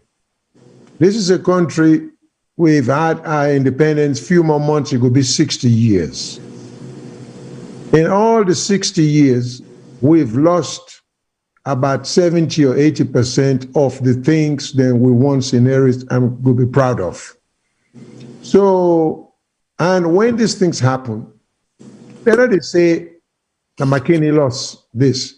When Sierra Leone Railway go out of business, not to McKinney, not to Bull, not Sierra Leone. When Sierra Leone Airways go out of business or become defunct, nobody goes and say Bombali District, Potloco District, not Sierra Leone. When SAPM, the Sierra Leone Produce Marketing Board, become defunct, you see, people begin to look at things from a Sierra Leonean perspective and stop all this pettiness as to that's right. Come from, whose and tribe you belong to. Because like I said earlier, no, it's when we join forces You know, I mean, I always see a nation, particularly like we come Africa, we get different tribal groups as when you do cook food or when you do cook plasas. No one ingredient alone can make the soup sweet. Now, a variety of ingredients in that soup there, when you put pamine, you put pepper, you put yabas, you put... So if yabas say, well, no, me important pass you this way, everybody wants to stick to themselves. You know, we don't get soup. The tribes are wonderful. You know, that's part of our beauty. But we're not for use them as a basis for divide with self. You know, and this is all I'm saying. And with respect to politics, we should stop looking at parties in terms from a tribal perspective. We therefore begin to look at in terms of national interest. That's why the latest condemnation of, even though I don't know what the facts are, but I'm impressed with a young lawyer, a member of parliament, we take issue or they accuse parliament of corruption. It's correct. They send me into my next part of even this asset business. Yeah, I mean, to me, it's refreshing, it's encouraging, it's praiseworthy that somebody, whether in the midst of the group that they accuse, say, I mean, you can't forget a guy, he has to have some degree of believability. If in the midst, they say we corrupt, all we should be saying, please tell us more. Let us know what to make you say so. That's all I have to say. But if we can begin to look at Sierra Leone, and then quickly, we have to distinguish, because the word corruption would use expansively too wide. Right. Now, when we talk about corruption, I hope the audience will understand, say, kind of corruption with respect to people who are holding position of power or government position to whom and government trust have been given. Mm-hmm. So if me and you do business on the side, you know, government of business, and then I hold you hand under water, not to that kind of corruption we would talk. That's a different corruption. It exists. That's not dishonest. Yes. We don't say we get serious problem with honesty, but I will make a distinction. We only talk about corruption in terms of people to whom we've entrust the country's interest, where they betray where they go in a different direction. So I want people to understand that. So let's differentiate that from with general practice of cheating each other, deceiving each other. So that's what that kind of corruption that we talk about. Yeah. Exactly. Thank you very much. I will make the technical team play, even as we round up and wrap up. I will make the technical team play the audio from Lawyer Gevao, when one of the parliamentarians them where they don't suspend from in parliamentary duties them of oversight. They suspend them because I think the speaker say he abridged one of the rules of parliament, but me no say the speaker gets the right for suspend somebody where he democratically elected by the people. He go there for go represent the people, not the speaker, not the government, but the people. So I want to make we play that audio there, and then I will follow up with some quotations then we come out from them, and then I will follow up with another video. Just be patient with me, even as we round up, and I ask me final questions then, and we make we closing. Thank you very much. Good afternoon. I am sending this message because you actually asked for it as Commissioner of Human Rights. Commission, because I am a member of Parliament and I know your commission is a democratic institution. That is why I have decided to send you a voice message. I could have typed a message, but I am not in the right frame of mind because of what has happened today. As you might have heard, we went to Parliament today and a motion was moved for myself, Honorable Hindolo Moyo Gevao, and 3 others to be referred to the Ethics Committee. The charge levied against me was that I expressed my opinion on BBC that Parliament is corrupt. To that, I have no regrets. To that, I have no remorse. I did say so, and I stand by my statement that it is my view and perception, or it's my opinion, that there is corruption in Parliament. I will not change this statement for anyone. Because of that, in the motion, the House agreed that one of my functions as a member of Parliament be stripped of me. As a member of Parliament, it is one of my functions to provide oversight over ministries, departments, and agencies. That function was taken away from me today. In their words, they suspended me from all committees. If I am not a committee member, there is no way I can perform oversight function. So even though it was not the Speaker, even though it is not my colleague members of Parliament who elected me, it was the people of Sierra Leone who elected me, they have taken upon themselves, without going to the court, to strip me of one of my constitutional functions that I perform in the House of Parliament. The effect of that is the people of my constituency now stand to lose off having their representative from performing one of the three functions for which they voted him in the House. Added to that, before I aired my view on the BBC, I was chairman of the Human Rights Committee. The leadership of Parliament decided today to remove me also from the position as chairman of the Legislative Committee. But what really caught my eyes and really shocked me was when the Speaker derobed two colleagues in Parliament. Those two colleagues were referred to the Committee of Privileges together with me, of their title of being called honorable. That really shocked me. I don't know whether it's a constitutional power bestowed upon him, but I also saw that one today. For all that has happened, I am relying upon God to fight a battle I call mine. If for speaking the truth that there's corruption in Parliament, this nation will sit by and see people punish me, I sit and await God to fight for me. I know for sure that 20% of the elitist population in this country has suffered in the hands of Parliament with regards graft. But for fear, nobody is ready to talk, nobody is ready to stand up to my defense. I don't rely on mortal man, I rely upon God.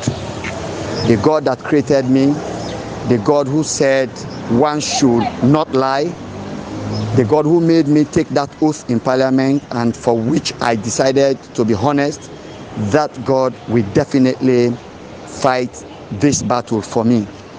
For all of those who are conspiring to make me sad on this occasion for speaking the truth, the God I serve will punish them and their generations. If this nation called Sierra Leone fails to come to my defense, this nation will go through agony not too far from now. I am not a bishop, I am not a reverend, I am not a pastor. But mark my words, if the nation called Sierra Leone, a nation that is seized of everything that is happening in Parliament that I spoke of, fail to come to my aid and stand in my defense and allow me to be punished for speaking the truth, agony will befall the nation I call Sierra Leone. Thank you. Okay, and I don't hear you waiting. Honorable gave out the message we sent to the Human Rights Commission. Now, I want for read a message, and I also want for read the message, also a quote.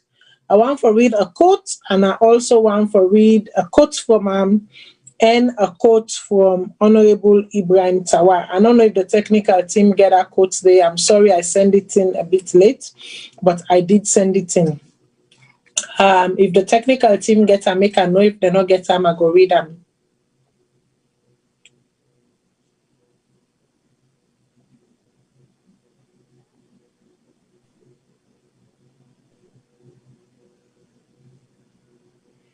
Okay, I'm not sure if the technical team get a quote, but for us not to waste time, it's I'm just going to read the quote. So from Honorable and I read, quote, I am not a bishop, I am not a reverend, I am not a pastor, but mark my words.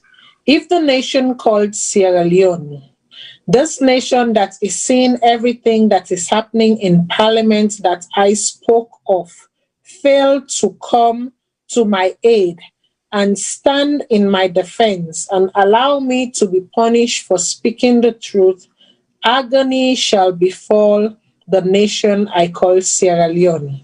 End of quote. And that was by Honorable Indolo Marwo Gevao. The next quote I read, this parliament doesn't believe in people that have the ability to challenge the status quo and are ready to do the right thing. End of quote. And that was from Honorable Ibrahim Tawa Conte. Two amongst the parliamentarians that have been suspended from parliament, two of them, there are three of them that were suspended. Two of them, the speaker moved the motion to disrobe them of their title of honorable because he does not agree with what they have said outside the walls of parliament in connection to graft and corruption. And all three of them have been suspended from exercising their parliamentary duties, which also involved the oversights of ministries, departments, and agencies. What surprised me the most in all of this is that the House agreed to pass this motion. I go back to the president's statement of the 24th, which reads, when one is appointed to serve one's country, one must do so with honesty, fairness, justice, integrity, and compassion. Do not make Sierra Leoneans, especially the children, victims of our greed. Now, before I end today's talk, make I give me panelists them a time to respond to waiting and diary, even as they give their final statement. I'll give you each 3 minutes as time is fast spent, even as I make my closing, even as we done today talk. When I'm looking into the courts of, Justice Bankole Thompson, we did not read the full document, but we had time to discuss the content as they've been presented to us, putting it into context. I will start with Madam Kadi Johnson Cole.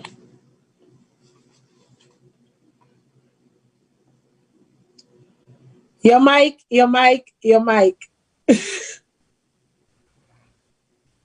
Yeah, stand with the two MPs then.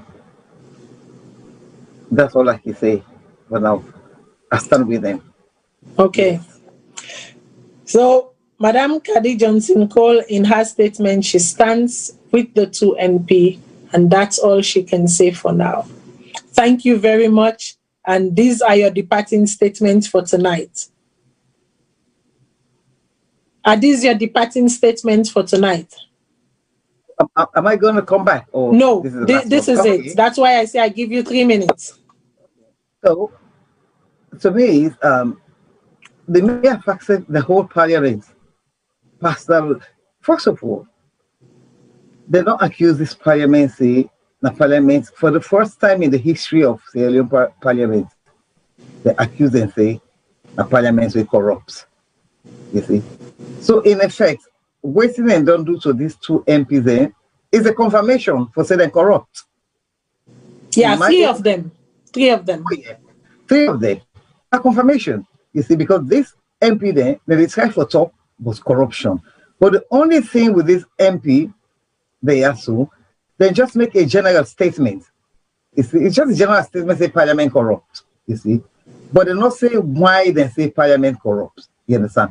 Perhaps what I would have thought, you see, the speaker or the people that inside the Parliament, they from Israel for understand from this MP, investigate this MP and find out why it come out with that statement. Say. Because I know say, when they get inside the walls of Parliament, people can say anything they want to say. You get me? Then they can come out of that, you know, they happen. But when you look at it now, it go out, it make a statement outside, you get me? In effect, they can say it brings Parliament into disrepute. Mm-hmm. Yeah, it brings Parliament into disrepute. Having said that, you see, because it talks to the BBC and outside, you see. But then again, there's a possibility to say this man don't tire with all this corruption. You see. But one thing I for me like for no is when you know say this corruption, if you don't make an attempt for highlight that in the Parliament and tell Parliament because we not been for no, it can tell Parliament say wait to make it feel to say corruption day. Then they look into the whole thing, you get me? But instead it just come out and say they corrupt. So in effect, I can see, even though I stand with them, I support them because we all they fight corruption. We don't say because if Parliament corrupts, we're then Salone better not again at the country. Because now the Parliament actually now for make sure that the country straight. If Parliament don't corrupt, waiting again, don't let. So me feel to say, and that this MP the way they go say they are no longer MP. Mind you, now the people that vote for them. Not for the speaker they put on there, they vote for them. What they could have done, well, me can't tell because I don't know the workings of Parliament over there, you understand him, but you see, the man that belongs to a party, political party, therefore we deal with that man there internally. So say the party go deal with them internally after they don't investigate that, they then go no waiting for do. But they don't go tell and say they're not so MP again. You get me? And when they for represent people then, you understand. But how me they say, but it not means that this suspension, I don't know how it works over there. You get me? But they can suspend MP them. I think they can suspend MP them because you do something outside Parliament. If that inside Parliament you've been talking, I'm not they come up behind that. You understand? But because it goes talk them out, but I really support them because me anybody they fight corruption and they support that person they. So long as they fight, because if Parliament we get for put a stop to everything. This money has to some man they say, well, now whistleblowing, you understand? We have to protect whistleblowers and all that. Yes, it whistleblow, you understand it. But we need for know. People they need for know. The very Parliament they need for know. Could it be that you understand the person because everybody is involved in bribery, now make all man vote for pass this thing also for letting suspend this man? You see, because it's like let me lock him out one time. Because if we not lock him out quick, he will begin to talk about who. You get me? Or yes, or maybe not tactical voting and do because maybe sometimes they get their own motive behind we make them vote for support that. But let the case go on more and more. You understand? Nobody knows. You get me? So basically, for now, that's waiting for say I don't know the workings over there anyway. So I just try for put 2 and 2. That's all. But I deal with the people then. You understand? I deal with them. If I be the place like Salone said, I go help for campaign for them. Yeah, because anybody campaign for corruption, you see, I deal with them. Right. Thank you very much. I will go to Lawyer Shilon. What do you get for say? Well, not much really. I think Well, first of all, I'm not familiar with the rules of parliament, so I don't know to what extent a member of parliament is allowed to say things that are not of parliament or parliamentary issues. To what extent one is allowed to say things outside the confines of parliament. Because I know every parliament get rules, and every parliament allows then get flexibility in the rules. My question, only as a lawyer, particularly as a lawyer trained in the United States, I just wonder, in a constitutional democracy such as Sierra Leone, whether a parliamentarian's right ceases to exist, in freedom of expression ceases to exist just because he's a member of parliament? Or are there certain things that member of parliament can say which fall within the purview of constitutional protection, the purview of freedom of speech? So the issue becomes, unless there are some implied rules or express rules prohibiting parliamentarians from making any negative statement against parliament,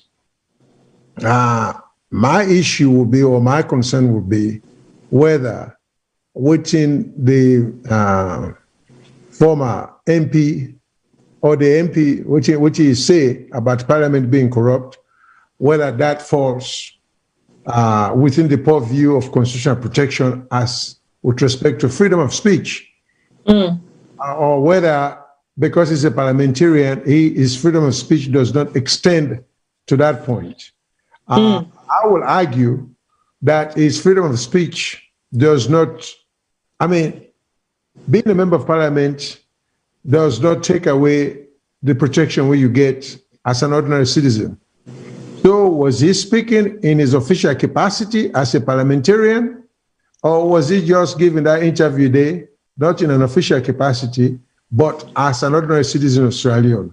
And if so, if he gets punished for making that, is the ordinary citizen who is not a member of parliament, could he have been allowed to have said the same thing, that parliament is corrupt, without any fear or consequences? If the answer is yes, so I think the MP has similar right to express himself as an ordinary citizen. But it's like a double-edged sword, like you said earlier.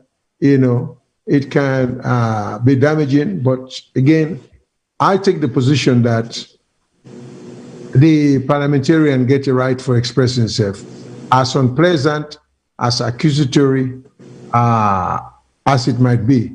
I don't think that brings parliament into any disrepute. I don't think so. I think. Okay. Can I say one thing quickly, Matilda? Go ahead.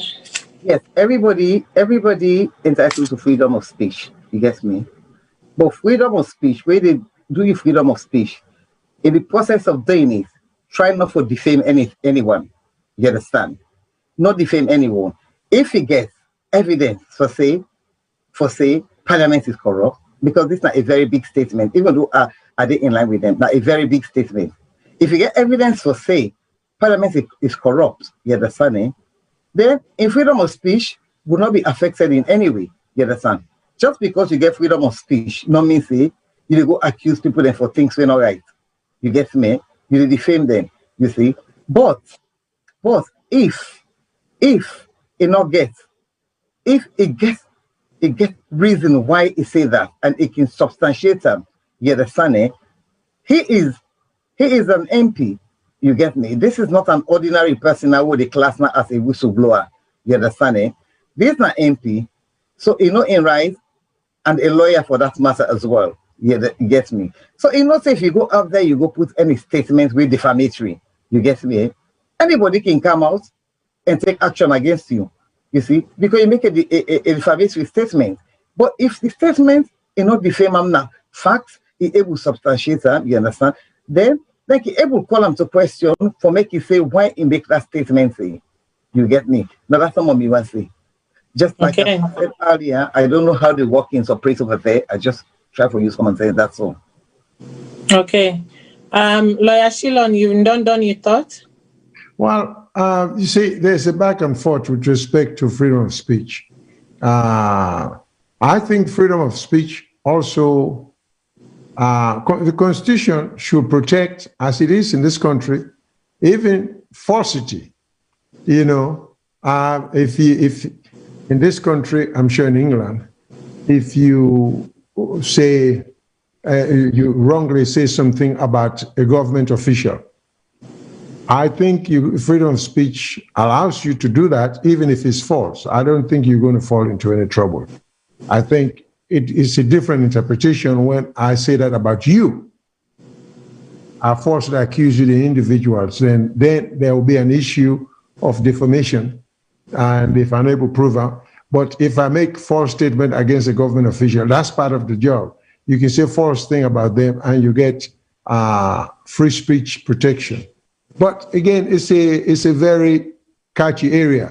I was just simply arguing that did he have the right to have said what he said as a citizen, not as a parliamentarian, you know? And I'm just trying to expand with you in terms of just don't look at him strictly from the standpoint of being a member of parliament, but he's also a citizen. And he writes them no disappear just because he's a parliamentarian.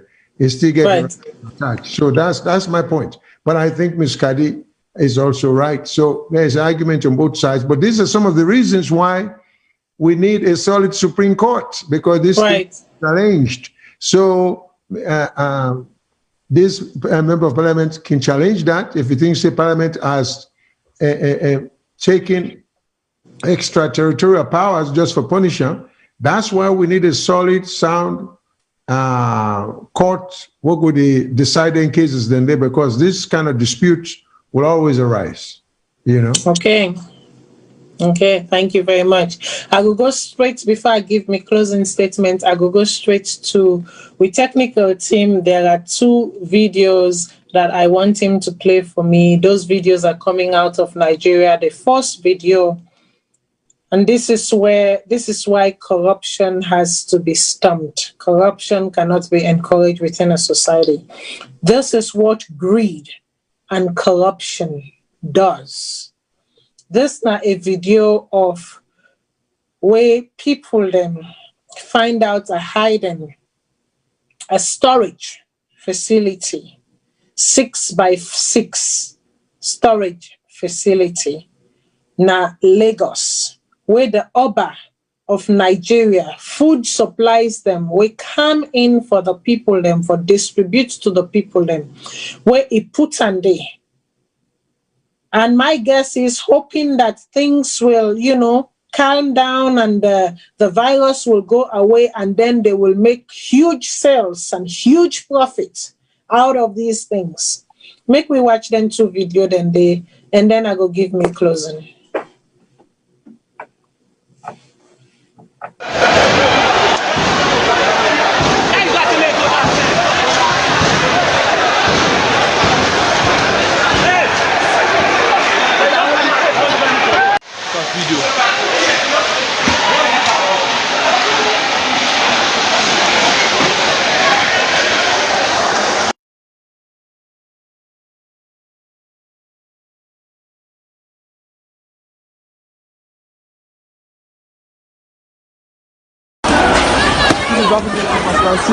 Happening live as can see.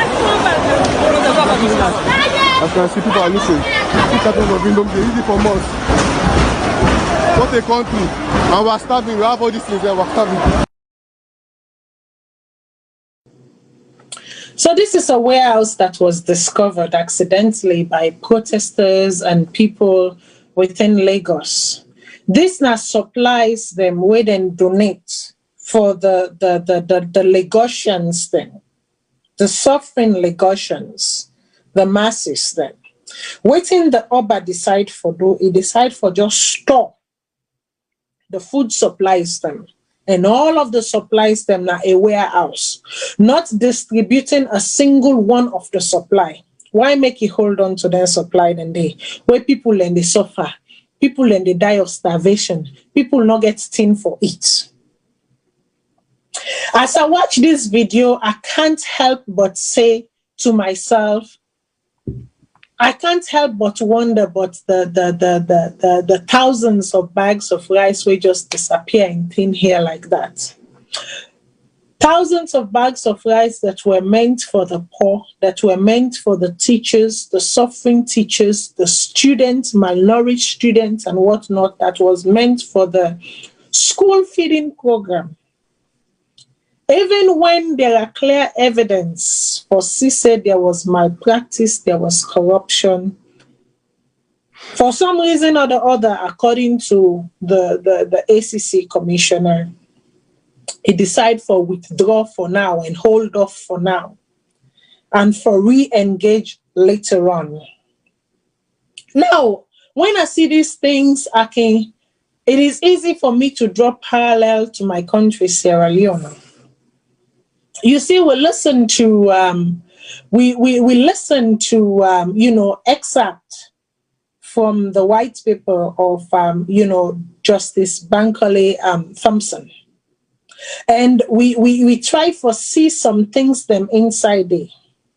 When we go and we look into the full report, we go see something them we go make you eye open and we go make you ask, say, is there a God?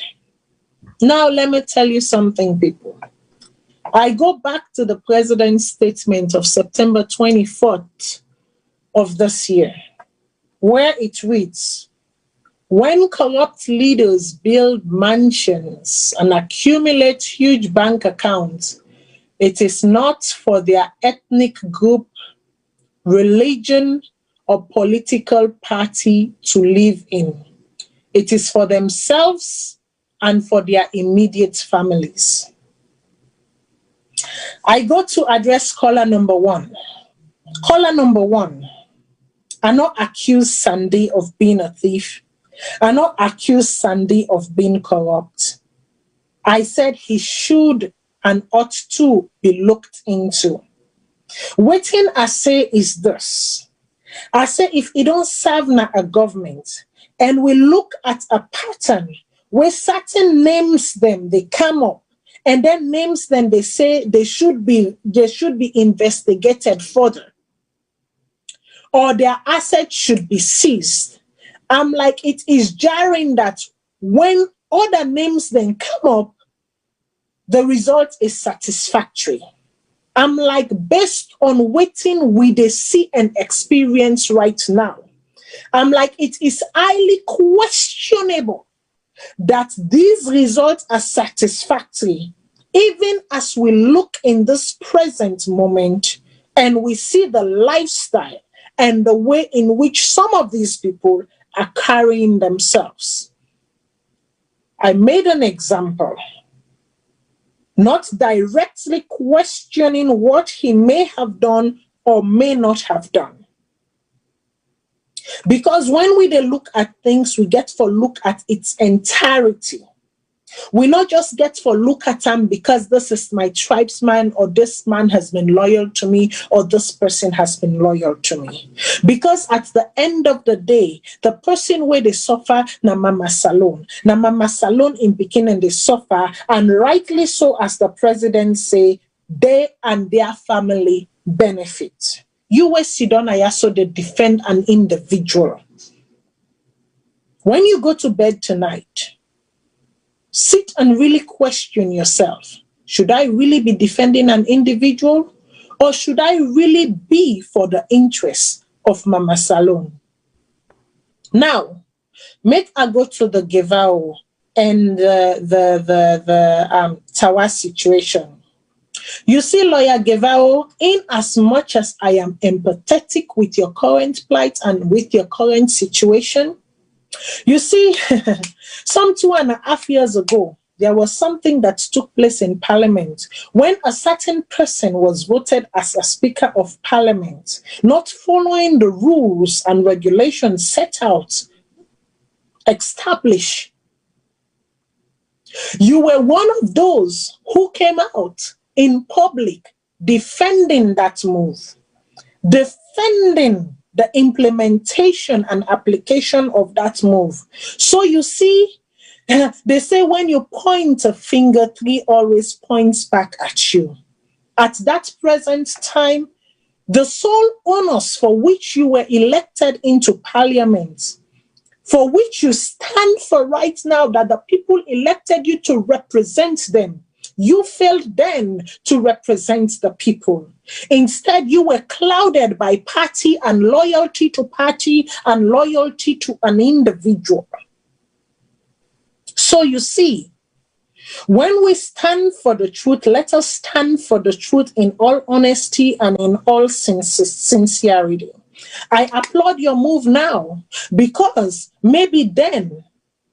now maybe you've realized that you made a mistake then in not standing for the truth, in not standing for the green, white, and blue, but in standing for a symbol, and in standing for a person, and in standing for a political party.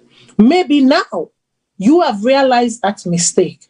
And maybe now you have said to yourself that no more will I stand. No more will I stand for a person or political party, but I will stand for Mama Salone and the people of Mama Salone. And so therefore, when the survey came out, ranking the Sierra Leone Parliament as one of the most corrupt institutions within Sierra Leone, and you were granted an interview, you spoke the truth, you stood in your truth according to your observation, according to what you have seen. And you did say you are not speaking for anyone. You are speaking your truth based on what you have seen and what you have experienced. Now, if for that truth you are being questioned, you are being maligned, you are being shamed, and you are being dishonored, trust me, the Sierra Leonean people are here. They are listening. And if it's for the right cause, they will stand by you. Trust me. The same goes to Honorable Tawa. Una no left make anybody intimidate una. Una no sit down make anybody intimidate una. Honorable Tawa don't team up na parliament, don't speak up so many times, don't call on so many things then.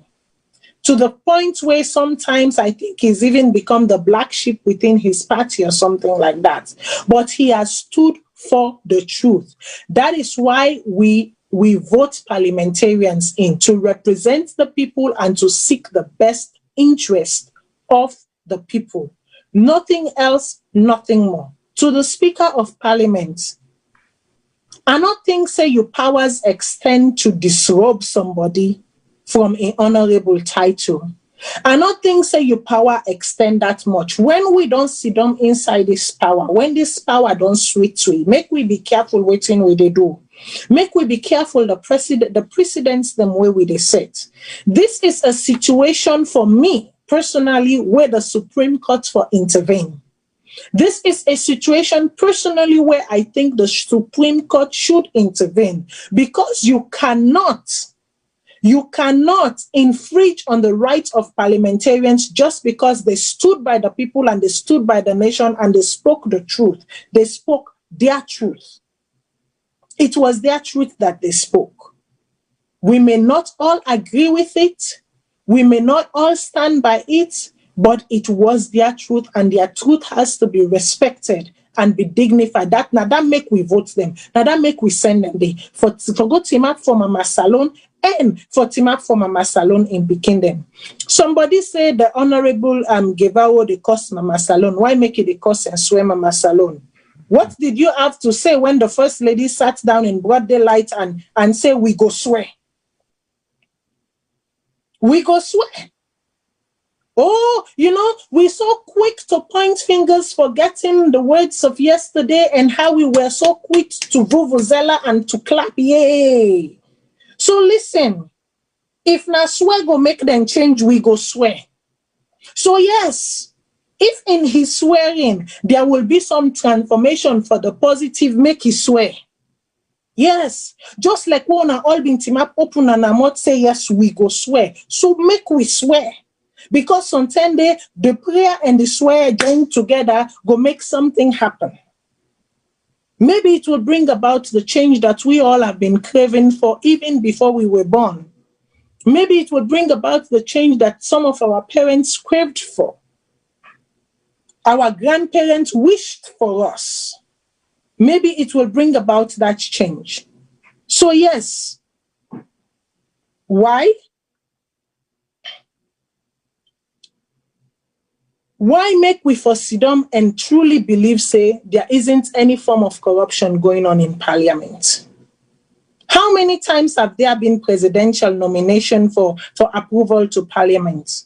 How many times have you seen a rejection come back, coming back and say, this person is not approved? Based on the simple fact that they are so with we Koroya, some of their nomination, they are so with the team up, they say,